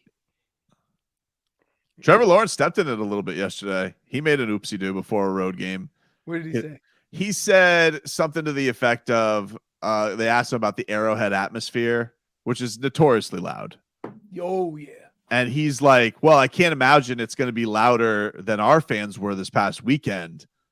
And I was like, oh. That's not stepping in it. That's giving support to your fan base. It is nice. It's a nice nod to the Jags fan base. It's also a stupid thing to say before a road playoff game. They played there this season, though. Not playoffs, dude. They beat the brakes off of him. Not playoffs, dude. Okay. But he didn't say anything wrong. You're saying basically he said I'm backing my guys. I would say the Chiefs fan base compared to a Jags fan base that has to play in London, because they've had to support their team. First of all, I don't trust no fan base that includes you. What? You know why? Because you wishy-washy as hell. I just saw that. I was like, oh. Hey, you're a founding member of the fan base, and you've been on and off the ship so many times. I don't know where we stand with you. You know where you stand, dude. No, you know I where don't. You stand. I answered for my crimes. And then committed the same crime less than 24 hours after getting out. That's not my fault. While you were a repeat offender? Hey, I call that the old Nate Newton. It's imagine if you got arrested for theft, right? And you went to jail and you served your time. And then the first 24 hours later, the first day out of jail, there's just diamonds all over the street, and you're just like, what am I to do? It's a sign. No. That's not what you like did. The Hawk. That's not what you did, you fraud. What are you talking about? What you did. You got out of jail, got your money, took the cab to the jewelry store, and robbed another jewelry store. That's what you did. Your actions were more along the lines of what I said and not just finding some diamonds on the ground. Did I happen to call you multiple times on a Saturday night to mock you because he had 4 interceptions and you didn't answer? Perhaps. Yes. And then what happened in the second half? And then it got wait. He got quiet. Tobin with 0 dark 30. But once again, I don't think we're talking about the real issue here, which is that bum Justin Herbert. That's the issue. This guy's got a lot. Everybody's mad at Staley. Here's the deal. Here's the deal, though. Why are you getting mad at the quarterback for giving up a 27-point lead? Doesn't matter. No, Leroy. Doesn't matter. Leroy, you got it all wrong. QB's get the heat, dude. It all wrong. This was a Tobin special on Saturday. Yeah. This was a Tobin special. Nobody can flip anything better than Tobin. Okay, he should have been. He would have been good at McDonald's because he could flip the way he's flipping. All right, he could flip burgers. He was either gonna rip Trevor Lawrence or he was gonna rip Justin Herbert. Either way, he was gonna win. Right. Either way. Yes. Yep. But I'm bothered. You onto something. Either way, he was gonna win. You always pick a spot in life that allows you to run out the back door. Politics 101. And guess what? You went you kicked the front door down and went out the back. Calling Trevor a bum. And then when Trevor turned around and they took the lead, you went out the back door on and Herbert. started yelling Justin Herbert on the way out. This was a classic Tobin. That was a perfect Tobin game for him. It's like when perfect for him. It's like when the Celtics play the Bucks in the playoffs. I know what to do. Just wait. Just wait. Someone's gonna choke. That's how you got to play it. So wait, can I ask you a question? If one team plays well, does that automatically mean the other team chokes? Hard to say. That's- I mean, like you got to see how the game plays out. You know, you gotta pick moments. But normally there's a moment you could pick where they had an oopsie daisy. And I just think it's crazy. Like Justin Herbert's so beloved that like he gets no heat. Like I couldn't imagine Tua having that love. Of a coach. The coach has proven that he failed. Remember last year, the other team was trying to get both of y'all in the playoffs. He does have a boo of a coach. He does have a boo of a coach. I'm not denying that. Which, by the way, I saw him for the first time yesterday without a hat. Yeah, he should keep a hat on. He doesn't have the hair for that. That's not, and he's not bald. It's just like I don't know what his cut is or something. He looks like hat hair. Like that's what he looks like. And he showed up to that podium. Maybe he just took his hat off. Maybe I would have kept it on. He's like Adam Gase. He might have lost his hair after 33 after losing a 27-0 lead. You know, you might lose hair immediately. It wasn't a loss of hair. It's just he had a weird thing going on up there. It's like Adam Gase though. Like Adam Gase without the hat, nah, it just doesn't work. You know, some guys are just. Philbin looked like the old Cowboy Stadium up there. Oh, he did. He had a hell of a forehead on him. A hell of a forehead. Let's get back to the point we're trying to make here. Yeah, the point is Justin Herbert is a bum, and no one's talking about it. We're all talking about this coach. What are you saying about Trevor Lawrence now, though? Props where props is due. That's what I always say. Always say, wait. Hold on. Vlad. I'm telling you right always. Now, always, say always. Always. Did you use the word always? Dude, they call me the florist. I give out the flowers, dude, when they needed. They are out there whenever. I'm gonna mention one name. Huh? That you ain't never gave flowers to without an explanation. LeBron James. When have I ever said LeBron is a bad basketball player? Let's just tell the whole story, though. You know, like let's not forget. Let's not forget, you know, some of the things along the way. But you know, I always say great basketball player. So you forgot about 2012? I didn't forget about it. I also didn't forget about the summer of 2014. Let's not forget. High and dry. And then let's not forget, I mean, his championship in the bubble. I mean, complete asterisk with no Gogi. Who did he beat in that bubble? No Goran Dragic. No Goran Dragic. Bam with one arm. Completely wounded. And Jimmy took 2 games with Kelly Olynyk as the second best player. Garbage. Those are the breaks, bro. Those are the breaks.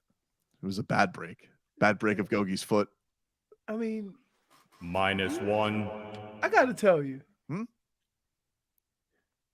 this is your superpower.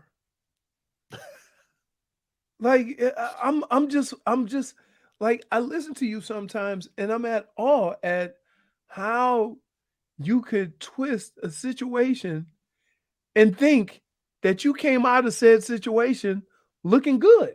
Thank you. He's a no, mind you alterer. didn't. You don't. We see right through you. Do you? We got you. Yeah. You think you're wiggling out of this? Look, he's frozen right now because they know he was lying. You were frozen. He's the only guy that go into a game thinking these words. I got 2 quarterbacks. Somebody getting it after the game. And it don't matter who. That's right. I'm going to be right. He's already setting up for Jacksonville, Kansas City right now. You know that, right? Right. You know, if Kansas City wins, you see Trevor Lawrence. You know, they've been saying all this. So let me ask you Saturday. Well, he lost on Saturday. You know that's what he's ready to say. That is a stupid thing that they're bringing up. Like, come on. Do you think Jacksonville has a chance this week? No, but if Jacksonville beats Kansas City, you know what's gonna happen. They're gonna say Patrick Mahomes. No, Mahomes. You see, Mahomes missed Tyreek. Tyreek wasn't there for his playoff game. Hey, Vlad, you know what I've learned Monday. to do? I'm ruining exactly. Vlad, I'm ruining your Monday. You know what I do? Stop taking my material. Here's what I do. I write the hot takes down, but I don't put them in his head. And then when we start talking, then I look at my hot takes, and then I realize, yep, here's where you're going with this. You're not know it. You're not taking a hot take itinerary, okay, dude? Enough of that. Yes, I am. It's enough. I have to. Stop doing We that. have to record. We have to record everything. We're the only show that have to record everything just to make sure he don't wiggle out of stuff. We'll take a quick break, get to a little cat talk, get you caught up with your headlines. Plus, John Collins. My Luka talk got this deflected. John Collins Heat trade talks. All that coming up next hour. Back after this. I'm excited.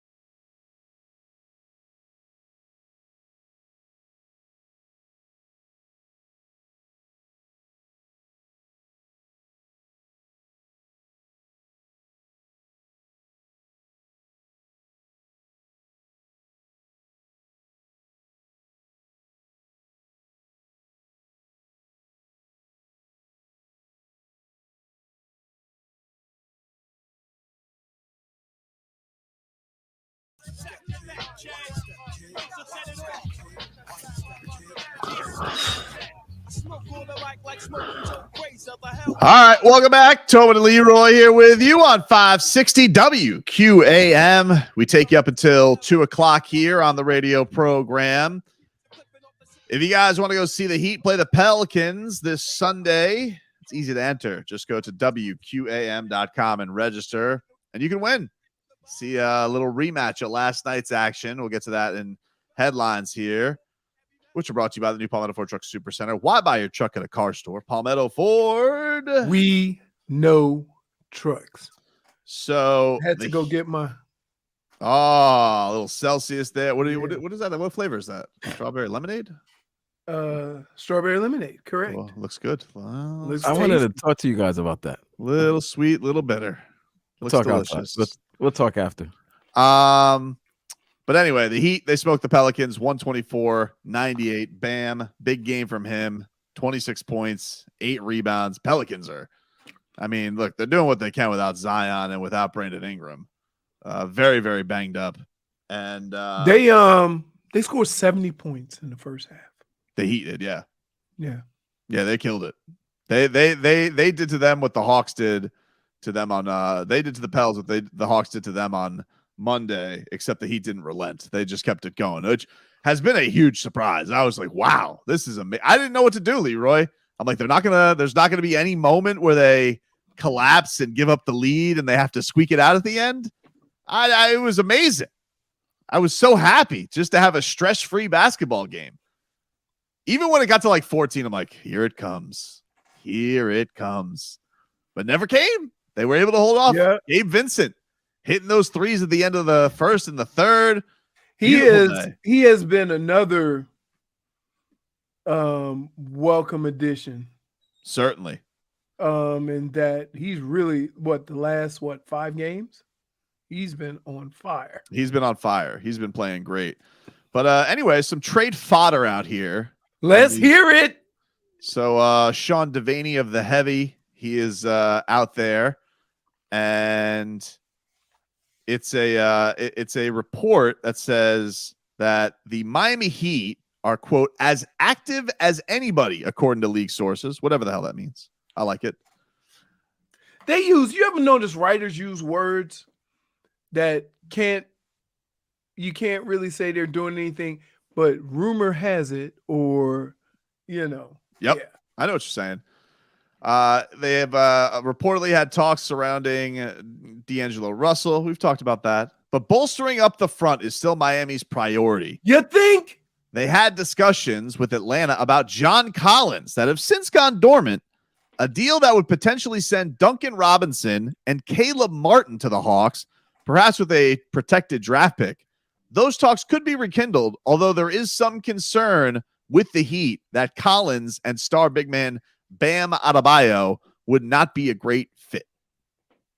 So that's what's out there right now, Leroy. What do you think of that? The Heat have had trade talks with John Collins. There was a report today from Woj, too. The market for John Collins is very iffy. You owe him like $100 million.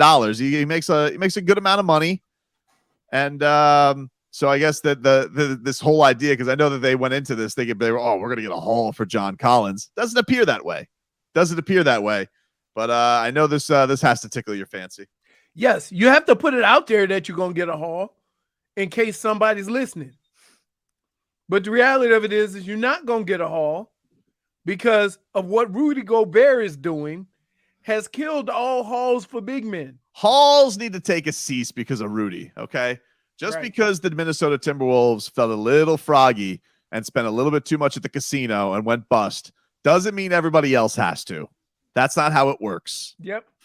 But I would here's the deal, though. You know how you can get Atlanta to make a deal? Hmm? Start having conversations with Miles Turner in Indiana. You want to play them against each other? You do the reverse competition thing. If you want to dump this guy, look, we'll work with you, but we ain't overpaying because we got a deal over here with Miles Turner. Yeah, I mean, look, if you're going to give up Duncan, who obviously, you're both. It's a perfect fit. Dunk's in Indiana. Well, what is that supposed to mean? I know what it's supposed to mean. Oozers. Intangibles. Yeah, that's just isn't that the city of intangibles? Well, Boston.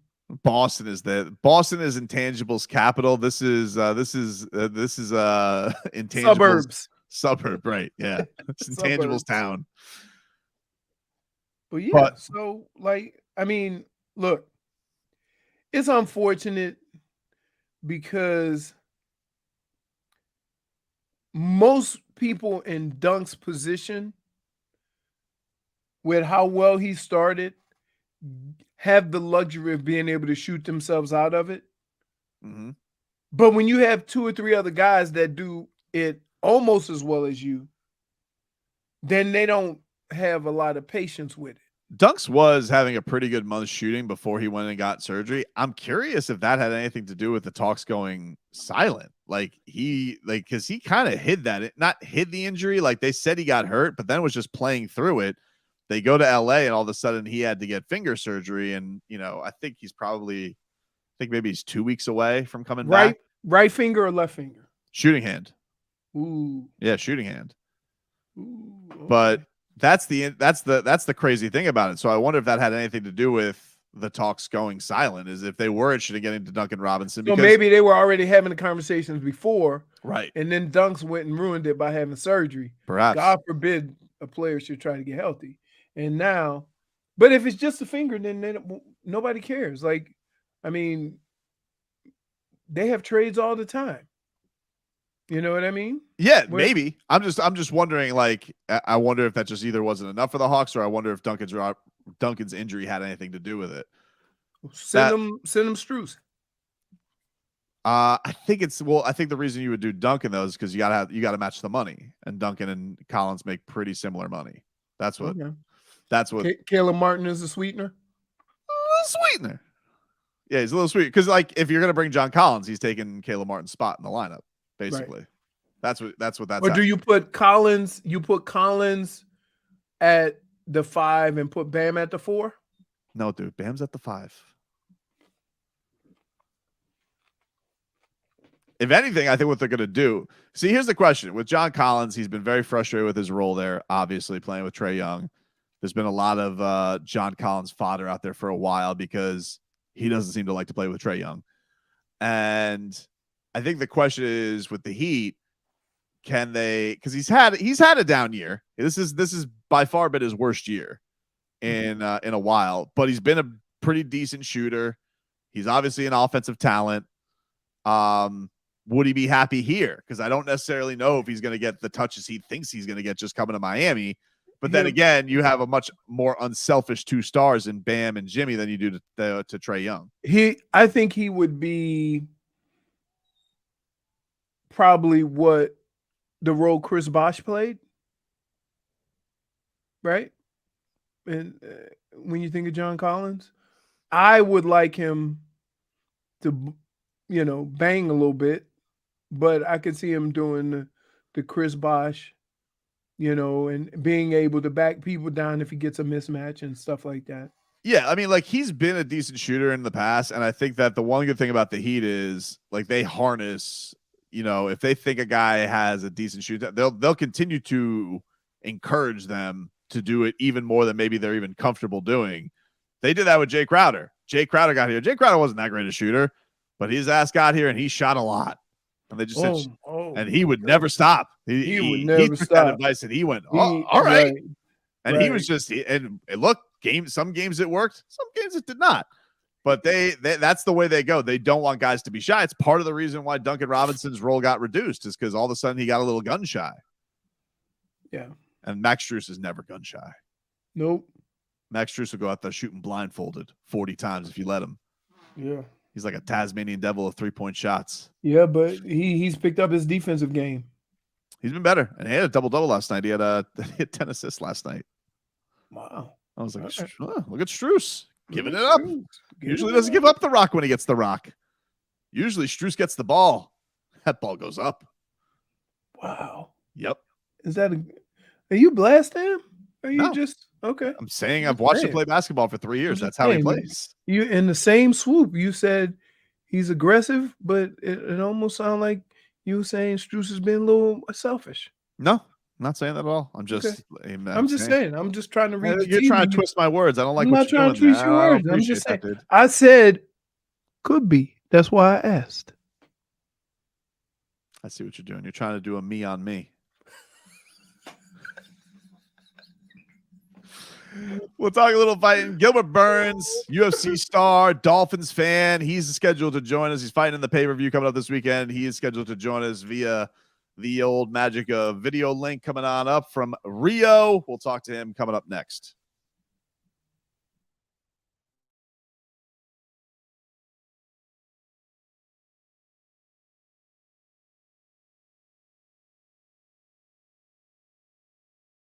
This weekend.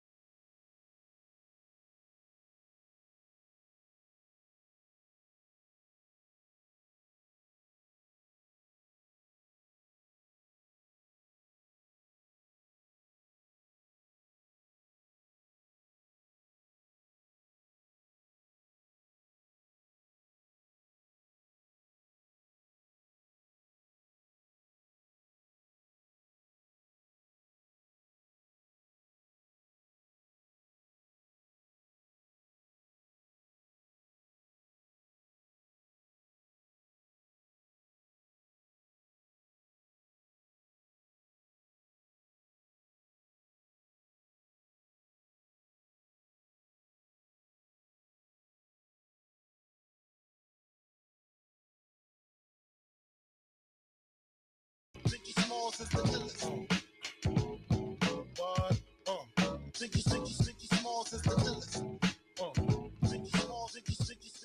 right.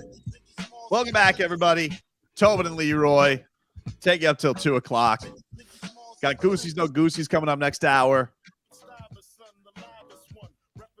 You guys can text to 305-567-0560. Text on the ticket driven by Kendall Toyota and West Kendall Toyota. We're streaming live on YouTube.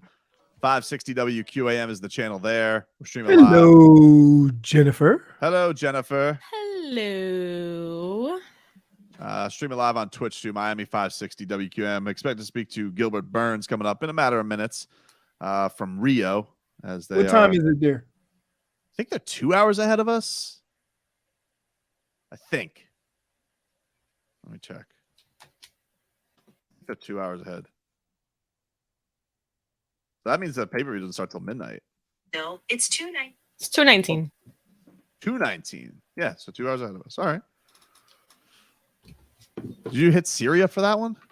I did. The time in Rio is 2:19.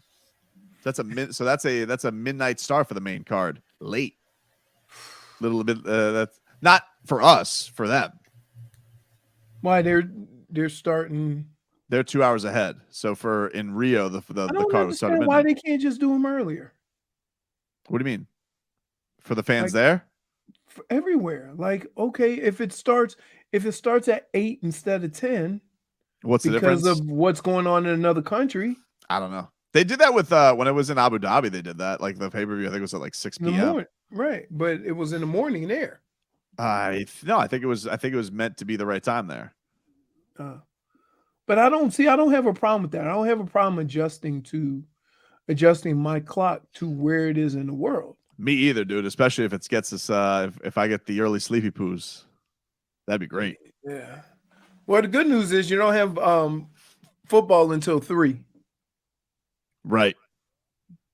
So Take you into the whole day. It's gonna be a busy sports day, dude. no, listen. I put my TV outside, get on my little couch out there, or get in the jacuzzi. Got my cooler filled with adult beverages, and I haven't figured out what I'm gonna get yet. That was a burp. I heard that. We all heard it.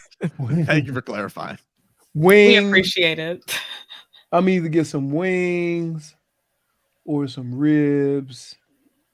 You know what I mean? I think what makes me happy about you is how you game plan meals for the game. Like that is, Yeah, you got to be prepared. You always It's a have, whole show for Leroy. like Yeah. you are the Mike McDaniel.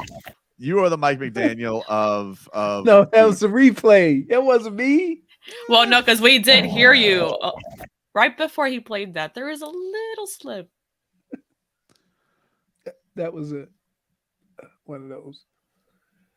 So I think it's I get you. I just think it's a tough thing. Like I'm usually I might be like a day of grocery store type of guy to go and get what I want because I feel like planning it out 3 days in advance. I don't know.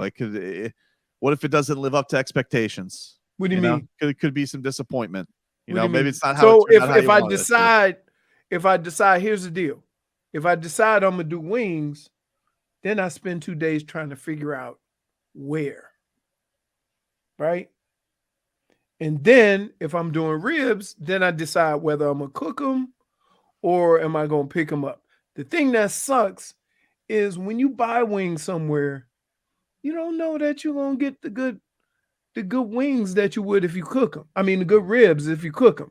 So that's why I always, whenever I say ribs, I'm a little hesitant because you can't just go and get rando wings. So it's a process. Already got a little 6-pack of Berry Monkey in my refrigerator. Got that marinating for the weekend. They really got you with that one. Like that became your That became his staple. go-to. And he doesn't like beer either. I don't like beer. No. Hmm. I drink that. Try it. But I still also have, I got some Mikes and some Simply in the other refrigerator that I keep well stocked. While we wait for Gilbert Burns to hook up with us from Rio, let's get to some cat talk. Brought to you by Celsius. Hockey fans, don't sit this one out. When it's game time, make Celsius a part of your play and get that energy up. Game day is fueled by Celsius Essential Energy Drinks, the official energy drink of the Florida Panthers. The Gotta Cats, tell you. Let me go. Let me get my your palate. What flavor is that? strawberry lemonade. Oh, that's my favorite one. Really? So when I told you that I had at Beach Festival, my favorite. So good. The So Cats. you were out there, out in the sun, acting a fool, having adult beverages, and you went with Celsius? There was adult beverages, and then I wanted to have a refresher and to keep that energy up because I was there late. I got you. So you got to put it in context because you can't really be drinking stuff that kind of dehydrates you while you drinking the liquor. Unless, of course, it is a what is that called? With the Red Bull and the Jaeger bomb, which is disgusting. But let's not say things we can't take back. Jaeger bombs? Yeah, you think Jaeger bombs are disgusting? They're not tasty. They're not disgusting. Really? A little strong by you, dude. I gotta say. They get the job done. And what job is that, J-Fig? Getting you messed up, dude. That's the important thing. Happiness. Happiness, man. That's what's getting going for it. You know? Yeah, I got you. So when is the next Panthers game? Tonight, right? dude. Tonight? Yep. Are they at home yet? No, they're still in Canada. They'll be back home, I think, Saturday against one day, right? Yep. And then they turn around and go back out. Yes, then they're right back out to New York and I think Pittsburgh. Is that, like, what happened? I don't know, dude. I don't know what happened with this time. I mean, if you need to go play another road game, play Tampa. They're close. We gotta avoid Tampa. I think we need to back off them until Tampa, and I would say Carolina's included in that on that list too. Yeah, I mean, but hopefully they can shake off what went down against the Maple Leafs, which was pure thievery. Really, that's what was going on there. Just complete. Oh, it was ridiculous. We have the same thing in football. Where they say, how do you beat a team that scores a lot of points? Punch them in the mouth. That's what happened last year. So they brought in somebody that would create more of a resistance, and now they can't score enough goals to win. Did you see that Stephen A. Smith had to apologize? Dude! He apologized to Rihanna. Why? Please tell me more. Why? Stephen A. Smith made some comments because Rihanna is doing the Super Bowl halftime show. And he said, I don't want to say I'm not excited. She's fantastic. That's not where I'm going with this. Ladies and gentlemen, she's a lot of things. She's spectacular, actually. And congratulations on new mamahood. But there's one thing she's not. She ain't Beyonce. Why does everybody have to compare her to Beyonce? But here's the deal. Like, she don't have to be. Exactly. She's Rihanna. Because I would say that Rihanna's easier on my ears than Beyonce. You see what I'm saying? You know what I'm saying? It's like, it's just with the old yodeling. Like, I like Beyonce's music, but sometimes she yodels. I was trying to understand where you were going. You know what I'm talking about? What the hell he was talking about? I was like, what I'm talking about? Yodels? When somebody throw cheese on every line they sing, Beyonce does that sometimes. Rihanna, you know what you're getting. That's okay.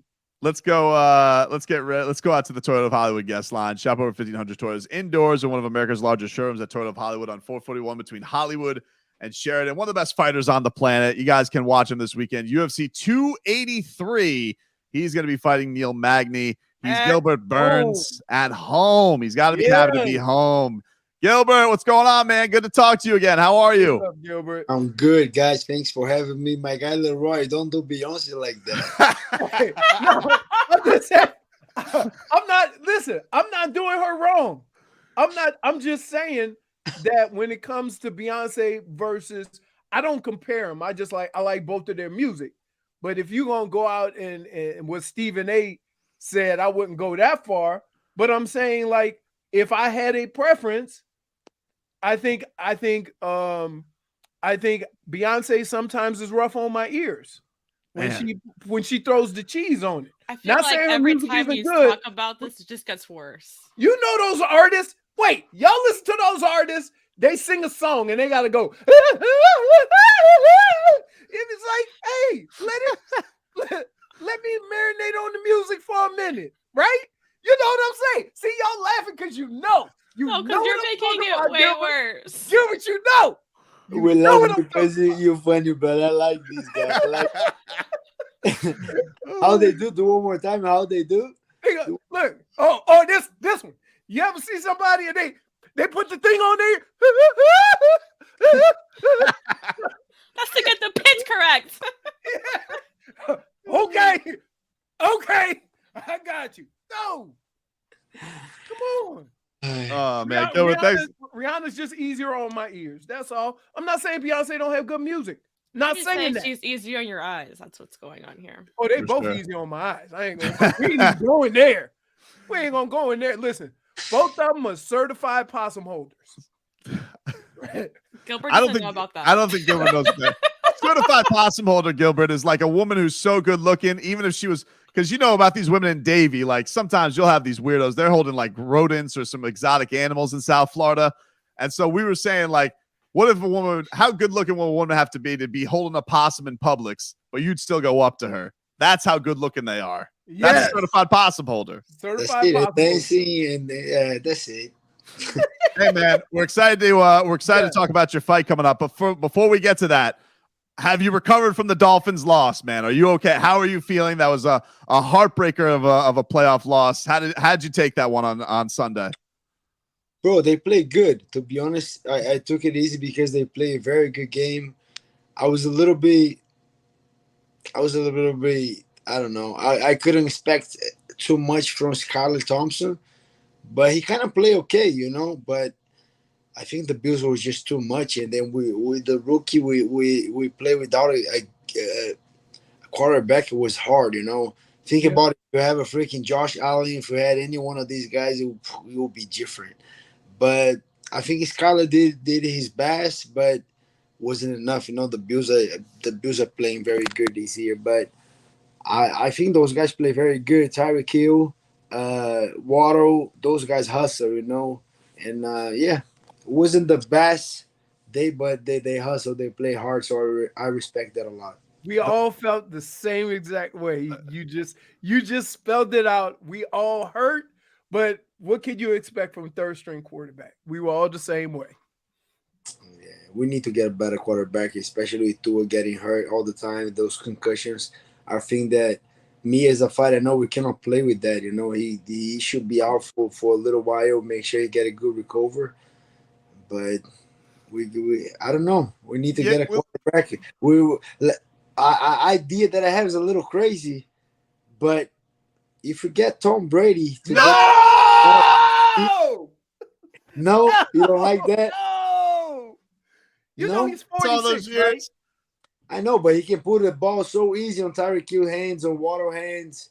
I just think he can. Even though he's old, I still think he's the GOAT, and I don't think he's going to stop. You don't like that idea? Gilbert, I can't stand Tom Brady, dude. I can't shake the past. It hurts too much. I don't want Tom Brady to play for the Dolphins. I'm surprised though, because like you were mentioning early in the season when we had you on about Tua, you like talked about concussions and like the ways you can recover from it. When he gets it again, are you now a little bit nervous? This is something that he either needs time off from or can't shake. Like, is that what has you worried about him? Yeah, I'm nervous about that. I think, and that happened with the fighters too. Sometimes a fighter lose a fight, he get knocked out very bad. If he take a good time off, like I'm saying a good time off, that's 6 years to a year, sometimes a little bit more than a year off recovery. And I saw those protocols to concussion recovery. They do a lot of hyperbaric chamber. They do a bunch of tests, neurological tests. And then whenever they scan the brain, they see, okay, there's a little scar here. You're already good. You will slowly come back to get in shape and train, but they gotta be a year without getting hit, and then they go back. They go back the same, even better. But I saw happen with a couple fighters that they get knocked out bad, and they don't wanna. They don't wanna kind of take all their time off. They don't respect the recovery. They don't respect the body. So they come back a little quicker, like after 4, 5, 6 months, and then that's when we call the guy has no chin anymore. So any punch, that guy get knocked out, and then he losing the game. He get no chin. So I think the same thing happens to any athlete on any game, especially Tua. He got several concussions. I think he needs a break. Otherwise, he's not going to be able to recover. And the way he plays, I like it the way he plays, because sometimes he get very offensive. But to do those runs when you're not 100% and you get those defense line, those guys are huge, and they're going to come to sack you. I'm a little afraid. I think he need time off to recover. And we're not talking about 2 months. No, we're talking about 6 months to a year, maybe more than a year, to get the guy 100 back. Gilbert, all you need to know is we don't have weight classes in football. That's it. So you got 3. Man, that's not easy. Yeah, fair, but it's not fair. I told you that last time. You got 3, 4 heavyweights coming after you, like crazy, trying to tackle you as hard as they can. Wow! If I was a player, I would be freaking Tyreek Hill. I would run so fast. That's it. Gilbert, you gotta be excited, man. You're back in Rio. What does this weekend mean to you, man? To get a chance to fight in Brazil. It means a lot to me. I have all my family here. Like I said, in the past, I've been trying to get my parents' visa to move to the U.S., but the visa got declined twice. I'm going after the consul here. He got to give me some explanation. But so they haven't seen my fights in a while, especially during COVID. But now I'm back in Brazil. My parents will be here. They were big, support me growing up. I have a lot of family, a lot of friends here. I'm very excited to put a show for them. And excited with the matchup too. This guy that I'm fighting, he's the number 12 guy in the world, Neil Magny. He's very well rounded. He just broke the records, most win in the division, and I want to break that record.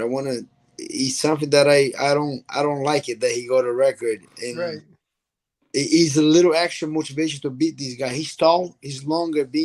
I have 2 guys that helped me so much to get ready for him. One of the guys I brought here, he was in the final of the PFLs, the millionaire thing, MMA. He was in the finals over there. He lost, but he's just like Neil Magny. So I brought Delano Taylor, who's one of my teammates. He's just here to help me for this fight. But I'm super excited, looking forward to this fight. I think I have the tools to finish this guy. I don't think we're gonna fight 3 rounds. I think I'm gonna get that done early by knockout or by submission. And I'm super excited for this fight. Is it difficult to train for a fight where the guy is either a lot taller or a lot shorter? Right? Because you all weigh the same thing, but your bodies are so different. Yes, it changed. So, and the way I love to do, the way I like to do, I gotta get a guy that looks like that guy. Right. And to get into the highest level, it's just like, we got all the strategies. Okay, he likes to do these. If you do these, we're gonna do these. Or he like to throw a knee. You gotta watch out with the knee, step back when he throw a knee. So, and then first thing I do, I get a guy that looks like him. Secondly, we study all the guy, and then we have my sparring partner mimicking his main movements, so I get used to that. And we've been doing all that. I'm feeling great, feeling super sharp. Got ready. I had 2 teammates that mimic him very well. And I do believe those 2 teammates that I have, they better than this guy. I think they did a freaking great job. One guy's the number 2 on Bellator, Jason Jackson. He's from South Florida, 2 Jamaican, the highest level. And the other guy is this guy that I brought here, Delano Taylor. He was 2nd place on the PFL tournament. So those guys are the highest level, and I've been every day, twice a day with these guys, every day getting ready to this fight. I think I'm super ready, and I cannot wait. I got like a couple more pounds to go. Tomorrow morning we make the weight, and then tomorrow night we have the face off. And bro, Saturday night, can't wait, dude. Can't wait. It's gonna be good.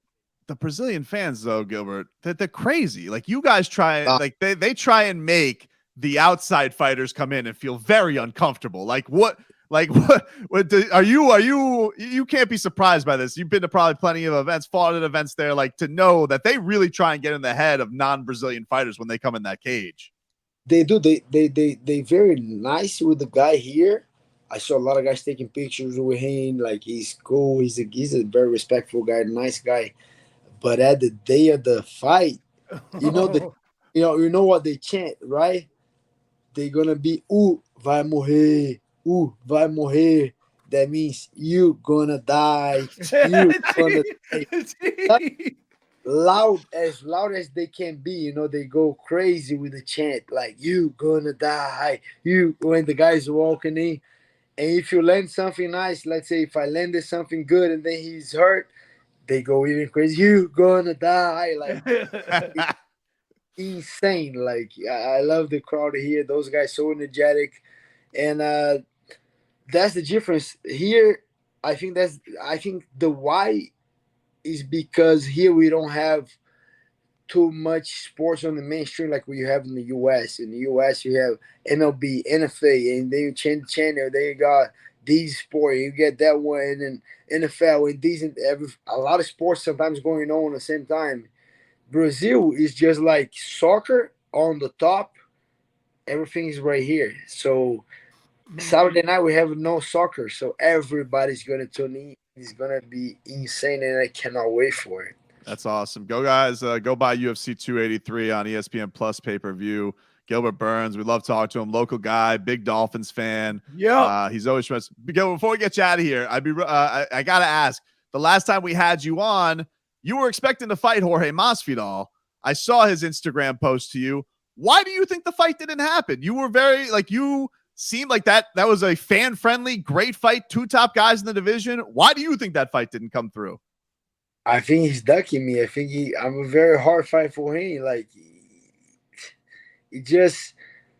I'm not saying that trying to put me on a different level, but I just think it's a very hard fight for him. He comes from 3 losses. If he loses one more, he might be done, you know. So he said I don't know, bro. He said he might do in London. We'll see what's going on first. First thing first, I gotta beat these guys Saturday, but then we'll see. I'm not gonna push too much to this fight, you know. He's number 10 now, I'm thinking 11 in the ranks. I'm looking for. I need to get another title. Trying to get the title soon. I want to get the title, and if I keep fighting the guys, it's because I'll fight anyone. I want to fight. I want to stay active. I want to keep fighting. But we'll see. At some point, you got to start fighting the top contenders to get another title shot, right? Yes, that's it. So we'll see. We'll see. I think this fight's gonna happen. I don't know when, but I'm telling you right now, if the UFC offer me this fight, I'm saying yes. I don't know if they will because I'm about to take this guy out here, and I think they're gonna give me the guys on the top list. But we'll see. This fight's gonna happen. I got his number. I'll see him later. I don't know when, but when I see him, I will see him, and then we want to put a work on him. We appreciate the time, man. Best Thanks, of luck Gilbert. coming up on Saturday. You're always great with us, man. Thank you so much. Thanks. Thank you, guys. So no Tom Brady, right? No Tom Brady. No.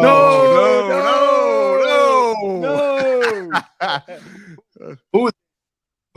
We're sticking with Tua, dude. We're gonna roll with Tua. We're gonna go. We're sticking with him. I think he's gonna bounce back. He's hurt. He needed a little time off. Well, this is a very grim outlook you're putting on me, Gilbert. I wasn't expecting this. You know, I was figuring you were just be like, he'll be back. We're gonna be good. Now I got to do some more thinking about who they're gonna go with. Okay, let me know. Okay, I'll stop there. I'll never see Tom Brady. We'll let you know. You take care of business on Saturday. All right. My guy. Get easy, guys. Have a good one. There you go. Gilbert Burns. He is always great. I can't wait to watch him fight on Saturday. Great card. See, he agreed with me. He don't like that Yodelin either. That's right. What? No. I don't think he agreed with you. Let's stop there. You agree with me, Tom Brady? He did agree with Vlad. I mean, that was a shocking one to me. That was. Did you see the look he gave when I was like, what is wrong with you? We'll take a quick break. Back with more after this.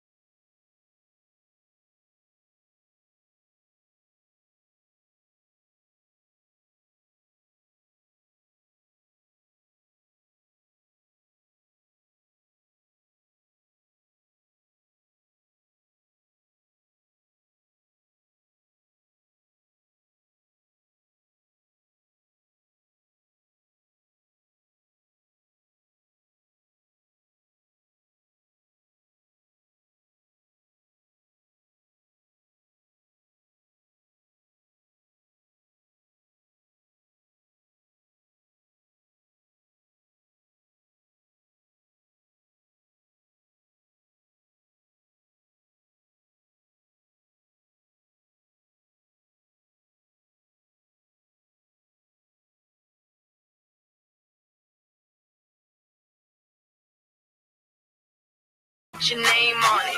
Put your name on it. Come and put your name on it. Your name, but you wanna put your name All on right, it. welcome back. Tobin and Leroy taking you up until 2 o'clock. You guys can text show 305-567-0560. I can't believe Gilbert Burns wants Tom Brady. That's very disappointing. Oh, I know. God. We start. Oh man. He's like smart. He's telling him to take a year off. He'll probably get 7 months before this contact. Right? That's true. What is the next time? That's, 8 months. 8 months. August, yeah. Even August, like they're not going to hit until like the last week of August. Right. That's what I'm saying. And he doesn't really have to play in the preseason, so we could make it. We could stretch it to 9 months if we wanted to. Right. That being said, I'm a little bit nervous because he's ahead. He's taking a lot of hits to the head, and I feel like last time we had him on after the Cincy thing happened, and he was like, he'll be all right. And now he's telling me, and I'm nervous. Well, there is the thing that plagues athletes in any sport is the one thing you need to heal you usually don't have, and that's time. Right? We don't have a profession where it's a year recovery and you get the full year. Because in most cases, people will say, he ain't 100%, but he's looking pretty good. Can't get something out of him. Put him on a play restriction, something. That's how the conversations go. Little pitch count. Look, think about this. The patience that the Heat have had with Victor Oladipo is not normal. Right. That's not normal. And they had the luxury of being able to do that.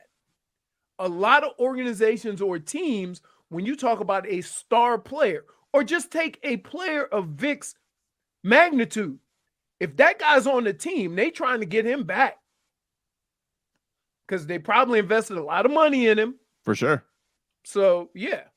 For sure. It's it is a rare thing, but I just think it's I don't know, man. I feel like what happened was, but there's reports that even were saying, like, if by some reason the Dolphins were able to beat the Bills, which they almost did, Schefter was saying, like, he might have come back for the playoffs. He might have come back for another round. Like, I don't think he's in this spot where, like, he's going to be shelved for a long time. But I do understand, like, because it flared up on such a quiet manner this last time around, that now you just never know. It looked quiet. Dude, falling on your head the way that he does hurts everybody. It's not exclusive to Tua. But you're going to teach. That's the whole point that I was trying to make during all this. But you're going to teach him, right?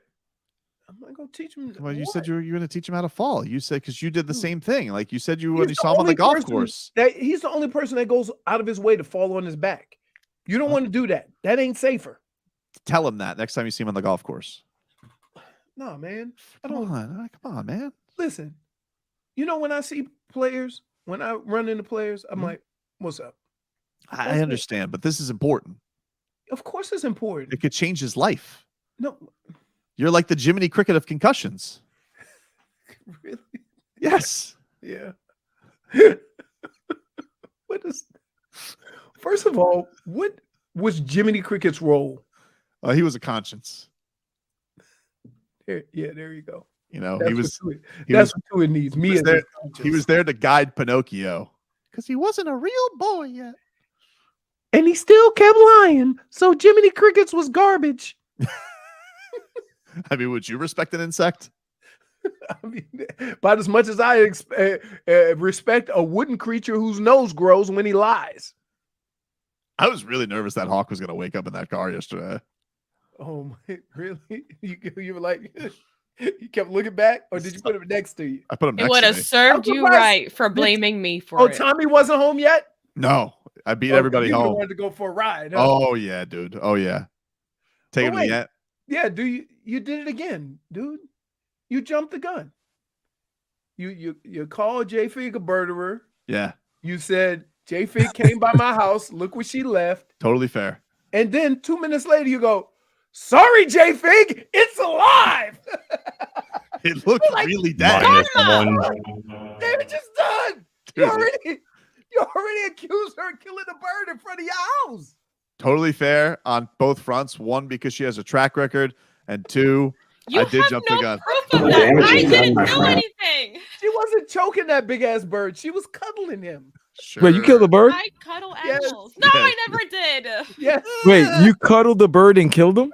Wait, no. Vlad, This is how a rumor starts. She was babysitting a bird. The bird died. False. Now, I was babysitting a house. I was house sitting. These birds live so forever. this gets worse, J-Fig. You're like Weekend at Birdies. This is bad, man. You're just killing people. Did you just say Weekend at Birdies? Yes, I did. At birdies. That's a point. That's a great point by me. Man. I think, Vlad, here's the thing. We only have two things: her story, which adds up to birdering, and then the other thing is a picture of her in high school at Parrot Jungle. And this bird in her arms looks dead. So, like, the only evidence was alive. Why would they have a dead bird? Wait. Time out. It was alive when you had when it was on you, and then it died It was alive afterwards? before and after and J-Fig, during. that bird. And by the way, just side note, that wasn't no little bird that you were holding. It was a big That bird. was the biggest bird I ever seen. I underestimated her. I was in Jungle Island or whatever it was. Of course, it's a big bird. That J-Fig, she's got a hell of a grip. Give me a point. Rear naked choke. Oh man, you were. You know what? For all your accusations, there's a reason why there is a dead bird in your on your drive. Well, he didn't die. The bird didn't die. I saved his life. No, you didn't. Unlike it was your already bird. alive. He saved the bird. I did Yeah, save the your bird. bird. I'm like the opposite of J-Fig, you. just out of curiosity, how many birds have you saved? Exactly. All of them. Minus No, Washington, not- but I didn't do anything. Clearly. Wait, his name was Washington. Yep. Yeah. Oh, Washington, the first dead, bird like you the killed, huh? president. Like Yep. the first president, the first Yeah. bird you Yeah. killed. She Jeez, shot- man. You know what? I was gonna wish you a happy birthday, Vladimir, but I What's your birthday, Vlad? I take it Tomorrow. back. Birthday, Vlad. Ah, Tomorrow. Yeah. Vlad shares a birthday with my son. My son's birthday tomorrow. See, Oh, only really? greats are born in January. Just like Leroy shares a birthday with my daughter. Yep. And Oh, yeah. Tyler Hero is born tomorrow as well. He's 23. By the tomorrow. way, Hmm? my daughter told me to give you a very special message. What? Tell Show Pony I said thanks. You're welcome. Thanks. Tobin donated to my daughter's Oh. yes. And guess what he put on there? Oh no. He didn't put his name. Show pony. Show Pony. You know, he has this thing where he will put different little messages on whatever he sends you, and I think it's hilarious. He put butter on a package he delivered to me. That's so messed up. Like, what does What does anybody think? The what does mailman? my mailman think of me now? Birder. You're a murderer. He thinks, I noticed there's no aviation around here. We'll take a break. Final hour of the show. Come on up. Back after this.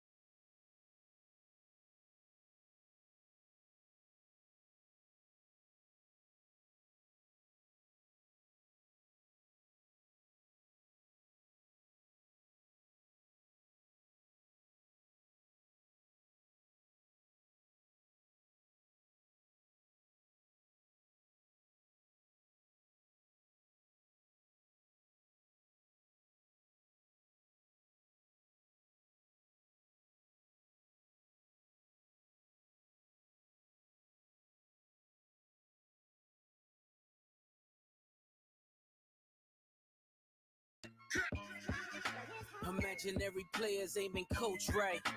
Master recipes on the stove. Welcome back, everybody. Tobin and Leroy. Take you up till 2 o'clock. That's a joke, right?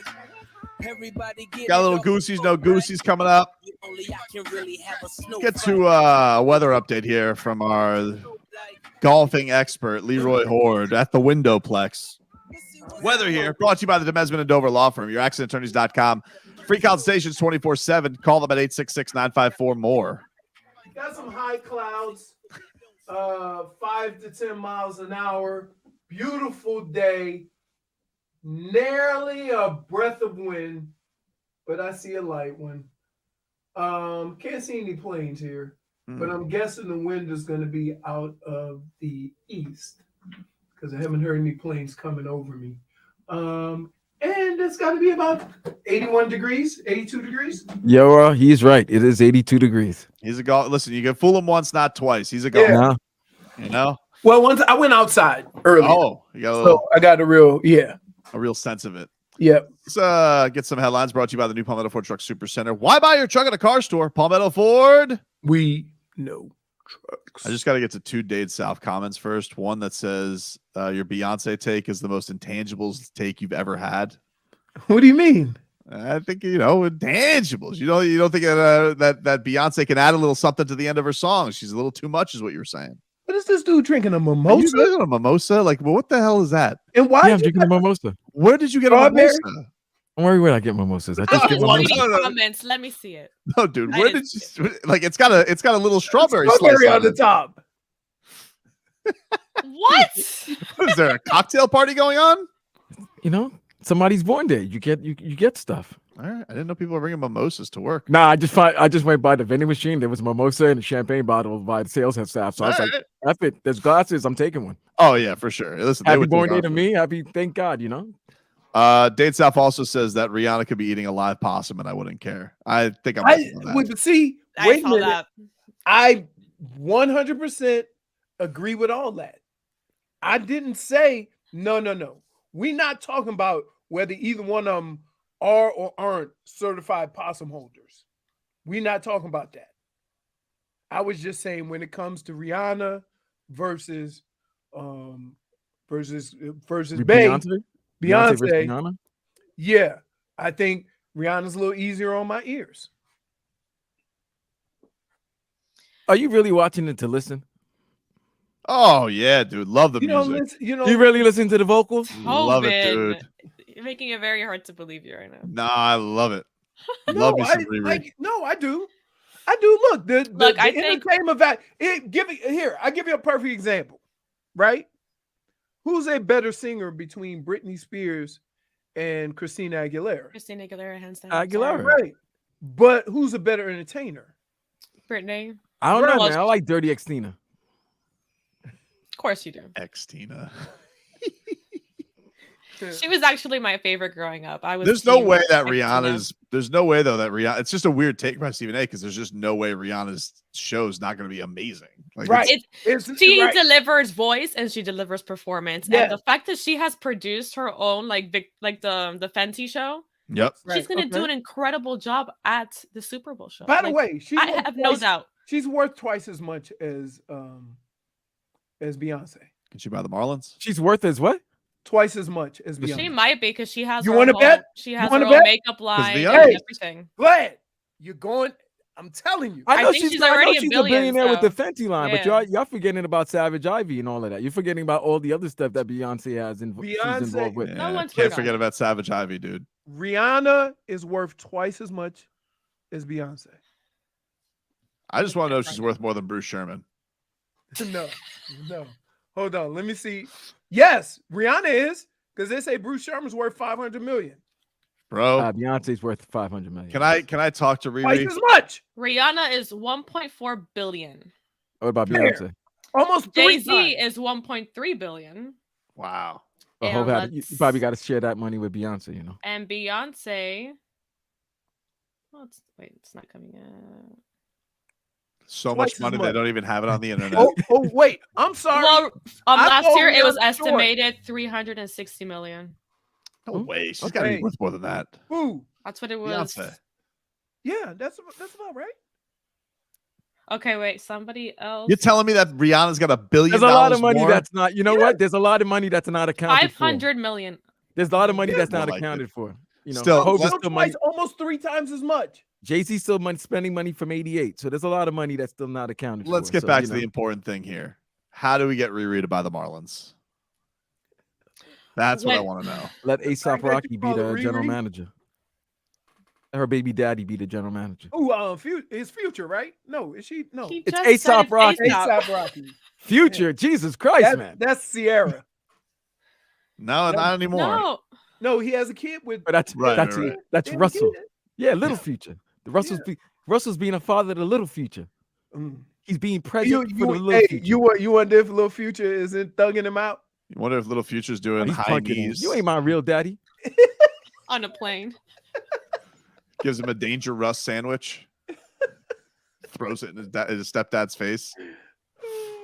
Oh gosh. Dade South says that Tobin has Savage Pivy. 21. 21. Hey, I like him. That's so annoying. 21.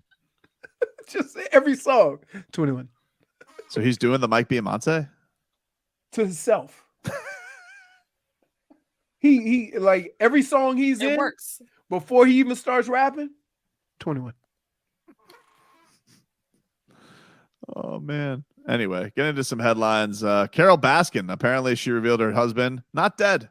Yeah, I peeped that. That's crazy. What now? What a liar. The first husband? Yeah. The one that's He's not dead? Apparently he's in Costa Rica, I think. Apparently he's in Costa Rica, dude. I would be in Costa Rica too, you know. I was Running from her? I don't know though. Like I was reading some of this, like, wouldn't she want people to think her husband was alive? You know, instead of fed to the tigers, like very convenient. She reveals it. Yeah. Really makes the Tiger King looks bad in every aspect. Because he's the one that was. we ain't heard from him in a minute. Well, he was lying too. He's He in was jail. sick, but right? I'm just saying. Yeah, Joe Exotic, he's still trying to get Joe Exotic's in jail, but he kept on insinuating that he killed her husband. I feel like Joe Exotic is missed his window of getting the pardon. You know, I know he tried, but I don't feel like that's coming his way. Nah, it's over for him, man. Yeah, but wasn't he sick in jail? Yeah, he was sick. He was married. I mean, listen, he's Joe Exotic. What a time to be alive, huh? The pandemic. They really just came in. We had nothing going on in our lives, and this became the most famous thing on earth. Yeah. It's sad that I still haven't seen it. During the pandemic, that was right when I was when I did the crossover to movies with no lights. Oh man, nobody consumed more television than you during the pandemic, dude. It was impressive. It was impressive. I watched all the Game of Thrones, Vikings, Last Kingdom, and throw some other stuff in there. Yeah, I don't know if I trust Carol Baskin. I got to be honest. No, hell no. What? Let's go to Costa Rica. Find out. I would. If I was with Carol Baskin, I would always tell her walk in front of me. Of course, because you never Please know. Walk in front of me, because I don't know. And just say, like, "Hi, all you cool cats and kittens. I just offed another one." Right? No. Oh, you said it was so classy. Just offed another one. Yes, but that's how she talks. Did she not talk like that? I don't know. Right? While having tigers, talking about how people raise tigers. That was her thing the whole show. We'll take a quick break. 15 minutes of heat coming up next.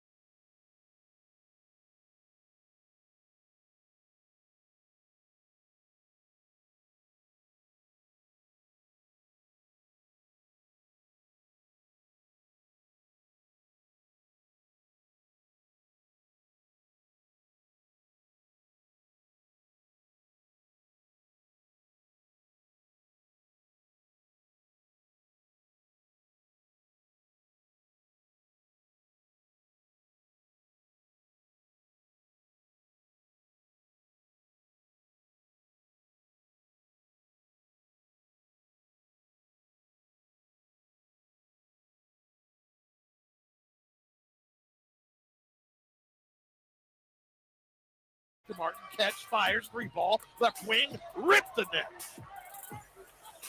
Martin 2 for 3 from the edges. He has 8 points. There you go. 15 minutes of heated for you on 560 WQAM. Jason Jackson with the call last night. Miami Heat making easy work of the Pels. Yep. Winning 124-98. Good scoring all around. They filling up that box score yesterday. Finally had the assumed starting lineup back together with Jimmy, Caleb, Bam, Kyle, and Tyler all there. And everybody was putting in the hole last night, Leroy. It was they were spreading the wealth. Tyler seemed a little rusty, didn't he? He definitely was with his shot from downtown. He was like 0 for 7 from 3, but still had 14 points, 7 rebounds. It was 7 assists, excuse me. So he was dishing. Man, him and Bam's chemistry is so good together. Yep. Those guys work well together. They work well together, and easy breezy that game, man. I will say though, I think I'm onto something with this Luka thing. I really do. And to be honest with you, I'm on body language watch tomorrow, dude. I am going to be watching this game intently. I'm going to see who Luka is cool with. I'm going to see if he's hobnobbing with Bam, if he's talking to Boy Wonder. I'm going to be keeping an eye on who Luka is going to be hobnobbing with. Your boots on the ground? No, it's in Dallas, dude. It's in Dallas? Okay. Yeah. All right. I can't fly to Texas for this game. I got things to do. I feel like you would, just to get this whole theory rolling. I went to that arena to watch a hockey game once, but I did not. I've never seen the Mavs play there. I saw the Stars play there. Random. I know. Went with Hockman and Crowder. And then we walked back from the arena to the hotel. No. No, we were there for the Errol Spence fight to that giant-ass Jerry's World, which it was a cool experience to watch a boxing match there.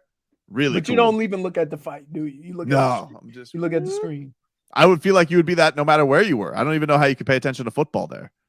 Right. It's just a giant screen. It's impossible not to be hypnotized by it. All right. I'm telling you, dude. Dade South says basketball, Perez Hilton. Dude, don't call me that, okay? Like, I'm paying attention to the action too. It's just important to also see what's going on the side there. Is it? It is. It is. Wait, hold on. First of all, let me say this. Every time you are boots on the ground, no texts come our way about basketball. That's not true. I think Dade South hit it right in the money. No. Basketball, Perez Hilton. It's not true. I like it. I'm not basketball Perez Hilton. I go and I follow the hoops. All right. I am eyes on the hoops while boots are on the ground. I'm always following the hoops, dude. That's what I'm there for. We got pictures, and it has nothing to do with basketball. Just because I took a picture of Floyd Mayweather in high heels one time? That was literally a year ago yesterday. Was it? Oh, yeah, I posted on Instagram. Yeah, he was going to a lot of Heat games back then. Haven't seen him as much. I saw him a couple times this year. Probably the Lakers games. Melvin Ingram's been going to a lot of Heat games. What? I mean, what? Feel free to eat a piece of fruit. What? He's thick. Guys, says Tobin, you've been watching player interaction for years, and legit, no one you've speculated on has gone to the Heat. That's not true, dude. People have come. Name one. Victor Oladipo. No, that's not true. It is true. Point for it is true. I was watching when we saw Victor Oladipo in the bubble, and he was helping Jimmy Butler off the floor while he played for the Pacers. I was like, that dude's coming to the Heat. I was right. It was like 3 years later, though. Who cares? When it happens, it happens. If Luka comes to the Heat in 4 years or 5 years, when it happens, it happens. What's the difference? You have conversations about stuff that's happening now. Not, in 5 years, LeBron could come back. Dude, let me tell you something right now. First of all, it's a possibility. If he apologizes. Second of all, anybody can put pieces together for stuff that's going to happen right in front of them. What makes me me is I see it before anybody sees it. And I'm telling you, when I see Luka Doncic is upset in Dallas, allegedly, and Mark Cuban's lashing out, and the Heat are coming into town, and the Heat have the Slovenian pipeline. Nobody's had more Slovenians than the Heat. All right. Goran and Zoran. All right. And now. No. What do you mean? No, you are not counting Zoran. I'm counting Zoran, dude. I'm counting Zoki. You don't remember when it was Golgi, Zoki, and Birdman? What a crew it was. Spo just looks down the bench and goes, intangibles. Pretty much. And now we got Jovic, you know, who's Serbian. He's not Slovenian, but still. You could go Jovic, Dunks, Struz, and Tyler. Mm-hmm. You could almost go straight Indiana on them. Yep. Dolphin says Tobin's just a blind squirrel with predictions. Yep. Some say blind squirrel. Some just say, I cast a wide net. Which means you say anything because something's bound to stick. You don't think there's anything to this? Mark Cuban being a little sensitive? No. All right. He's not sensitive first of all, Mark Cuban would never have a trade with the Heat if he hates the Heat and he'd hate him as much as you say. And that should come from you, who is also side job Pope Petty. Right. What if Luka So I'm just saying that even as the Pope of Petty, understanding the petty between Miami and Dallas, the fact that you could even suggest this has a possibility means you need to step down. Step down from being Pope of Petty? What if he just walks? So what? He doesn't have to ask for a trade. I think Mark Cuban has so much money. Here's what he's going to say. I don't care if he walks. I'm not trading him to Miami. Because guess what? You know who else would do that? You, Pope Petty. No, I would do what's best for the organization. I'd get something. Definitely. Why do you lie? You got to look out for the organization, dude. Oh my goodness. If you're a good leader, dude. I'm gonna start coaching young Tommy up. Dude, when push comes to shove, I'll make the right call. It's true. No, you won't. Petty will always rule. You come on, man. What? There's been guys who would have been best for this team, or the Heat, or the Dolphins, or anyone, and you've said no. I don't like them. So let's just. No, it's not me. Think about this. This is you.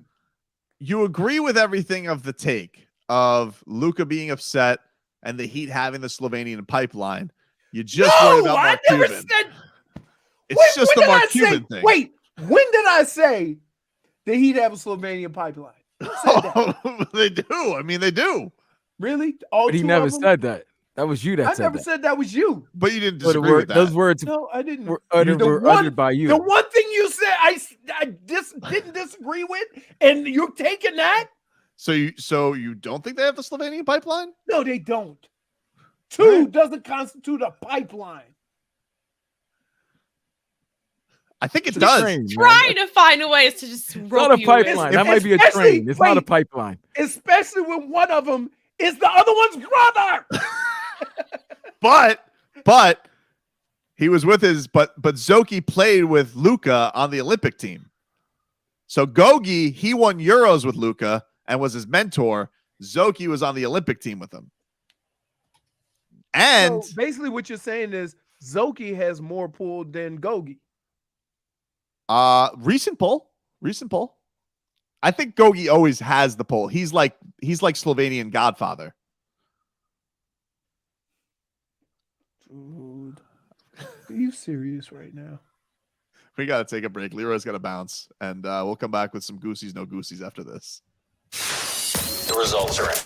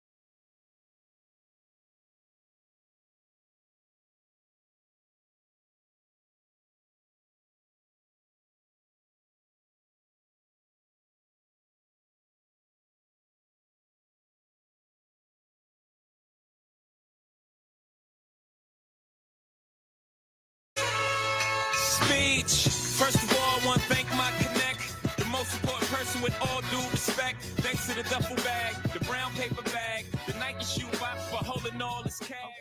Boys in blue who agreed before the badge. The first push who ever made the stash. Welcome back, everybody. Tobin and Leroy here with you. Take you up until 2 o'clock. Leroy bounced for the last segment. He's got to do some, I don't know, Cleveland thing, golf thing. Who knows? He's a big star now. Well, if you guys missed any of today's show, get the Tobin and Leroy podcast available for you on all podcast platforms. And, of course, stream it on the Odyssey app. You guys can go and watch us on YouTube now. The full show, stream it up there. JFig is the broadcast going, so check it out. 560 WQAM is where you find us.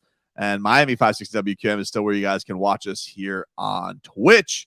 So thanks for everybody for tuning in and appreciate Gilbert Burns for dropping by the program. He was fun. I enjoyed talking to Gilbert, a friend of the program, and he fights this weekend at UFC 283 in Brazil. Big card. Glover Teixeira's fighting Jamal Hill. You got the quadrilogy of Davidson Figueiredo and Brandon Moreno, the fourth time they've fought in a championship fight. So they will go on and scrap it up. And then Gilbert Burns fighting Neil Magny. Great card coming up on Saturday night.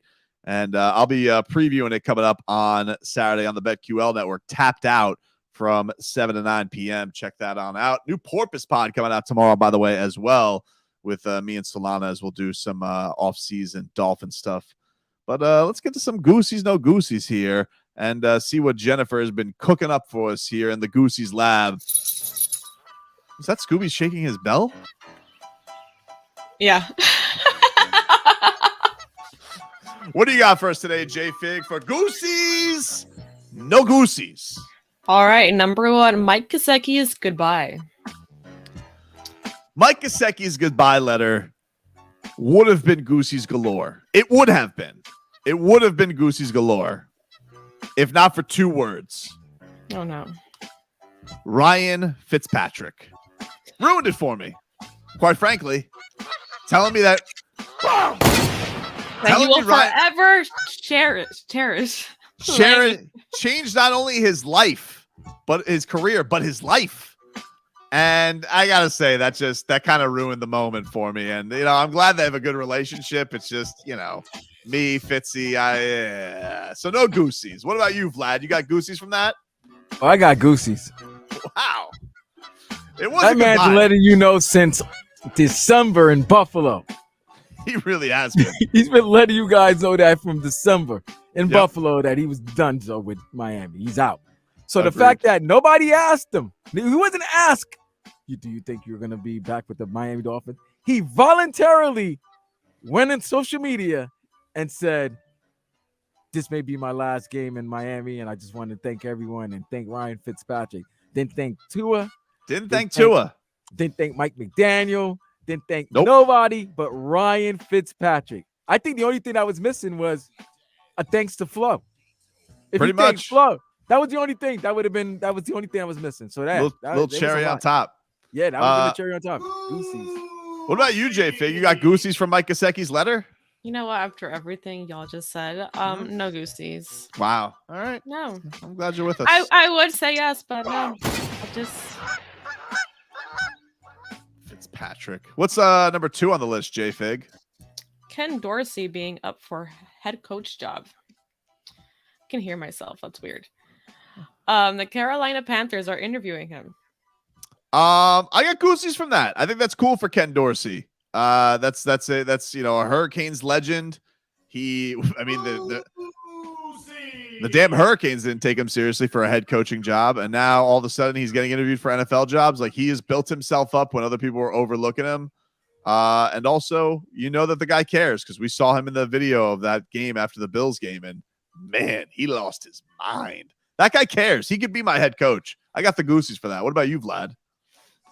I got Goosies for that.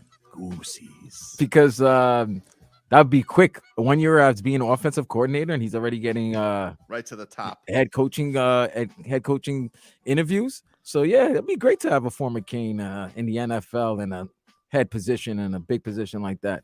Plus, Carolina's in the NFC South. They're really not that far. In that division, you're not really that far from winning. I don't think they are that far. And then he's got the pass there with he was the QB coach for Cam Newton on their Super Bowl run. So got some ties there. I think it makes a lot of sense. What about you, J-Fig? You got the Goosies? I've got the Goosies. Goosies. Ken Dorsey. Scooby is about to bark. The one thing he can bark on the air. It's fine. I mean, you put him in a costume. You can only expect so much. He loves it. Okay. He told you that? He did. He told you that? No, he didn't. He did. No, he didn't. He let you know. No, he didn't. No, he didn't. I told What's number 3, J-Fig? Number 17, Canes visit Duke this weekend. Goosies galore. There's nothing quite like beating Duke, but there's nothing quite like beating Duke on the road. I mean, their fan base, obnoxious. JJ Redick, obnoxious. I saw this video this week. He's not on the team It anymore. doesn't matter, dude. It's just the essence of Duke, you know? So bad for Redick. He hasn't been in Duke in nearly 15, It 20 doesn't years. matter. He did this whole spiel about how many shots he took in the offseason. I'm like, all right, could you just show everybody be impressed with my work ethic? The whole deal. Coach K, the whole lineage of it. I mean, Duke is so annoying. I love when Jim Larinaga beats Duke. Goosey's galore that game's on the road this weekend, J-Fig. I can't wait. What about you, Vlad? I'm in love with this University of Miami basketball team, men's basketball team. So, yes, if they go to Duke, if they go to Cameron and beat Duke, that'd be awesome. I'm Goosey galore here. Plus, I produce most of the game, so There you go. You gotta have the tie. You get the tie to it, man. tie to it. What about you, J-Fig? You got the Goosies? Never heard Vlad said he has Goosies galore. I like that. He's up in it. I have the Goosies. Have to. Galore. What's number 4, Jennifer? I don't like this one. Does that have to do with any flying animals? Yes. Tobin saving a hawk's life. Well, look, I don't want to pat myself on the back too much. I'm not Ryan Fitzpatrick, so I won't go Goosies galore, but a simple Goosies to a good deed done. I was happy I could be there for my buddy. I almost wondered though. What's your buddy's name? He's Harry the Hawk. Harry the Hawk. Harry the Hawk. And I'm so glad that I could assist Harry in his time of need, even though my first instinct was to take a picture of him to send a joke to J-Fig. Before I even checked on his life, I thought he was cooked. I thought he was done. When people see an accident or something's going on, they take a picture. That's you. That was me. But when I knew he was alive, I sprung into action. So you have to, while it was initially insensitive because I thought he was deceased, I came around to really help out there. And I hope he's okay. I'm going to check on him today. I'll check on old Hair and see how he's doing. It did make me wonder if there was an omen though, because there was a lot of Hawks trade fodder, Hawks Heat. I love the Heat. A Hawk just happens to fall in my driveway. Is it a sign? I don't know. But I do know that I did everything I could to keep that Hawk alive. And for that, you're welcome, Harry. Vlad? I'm sure he heard you. It made me laugh. So I would say it gave me Goosies. Goosies. It did make me laugh. I mean, that's how we started the show. I know. Tobin being Tobin deserving a Medal of Honor from PETA.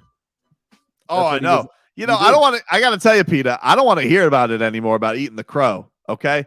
I have paid my debt and saved a winged friend in need. Okay. You ate one bird to save another. Exactly, dude. Exactly. It is full circle of life. Yeah, there it is. Yep. Circle of life. Like the Lion King, except only involved with birds. J-Fig, what about you? Did you get the Goosies from me saving a Hawk's life? You know what? I'm happy you saved the Hawk's life and then you took it to a sanctuary or wherever you took it. That was a nice thing to do. But I don't have the Goosies when it comes to you sending it to me and saying that I showed up to your doorstep with a dead bird. I was really nervous. I was like, whoa. It's just, I thought you were sending a message or something because of the Trevor Lawrence thing. Who knew? Who knows? I mean, you're a ruthless judge. I'm pretty ruthless, but no, I would not do that. I would not harm any animals. So no. I have breaking news. You have no proof. What's your breaking news? Baltimore Ravens have fired their offensive coordinator, Greg Roman. Really? Yes. That's a tough way to go. Yeah, I mean, similar to the who else got fired after losing a playoff game? Leftwich. Yeah, there you go. So basically, the offensive coordinators are getting the blame for the team's mishaps and misfortunes, and that's not a good sign because Greg Roman basically made that whole offense surrounded that whole offense to Lamar Jackson. He was the whole offense. So it seems to me Baltimore might be going another direction there, Tobin. Seems like a lot of teams are going to go in another direction, dude. I think it feels like there's a lot of shakeups that are coming. You got like 10 offensive or 11 offensive coordinator positions that are open. We got a bunch of head coaching positions open. It feels like and then there's going to be some quarterback shuffle going on. I just can't do it with what Gilbert Burns was saying. That's just I can't. No, I agree with him. You talking? I know you did. I know you did with Tom Brady. I can't do it. I can't get my head around it. I didn't like it. I didn't like it, J-Fig. And I tell you one thing, why is he always the answer to everything? Yeah, and if he's a 7-time champion and he's the GOAT. That's why he should retire already. Look how old he is. Move on, Peter Pan. He's a GOAT. Then why is he not in the 90% of the quarterbacks why is he not in the playoffs anymore, huh? He stunk this last week. He stunk. Let me ask you this. Whoa. He stunk. I got a quick question for you. Yep. If Tom Brady was your quarterback rather than Skylar Thompson, do you beat the Bills? No.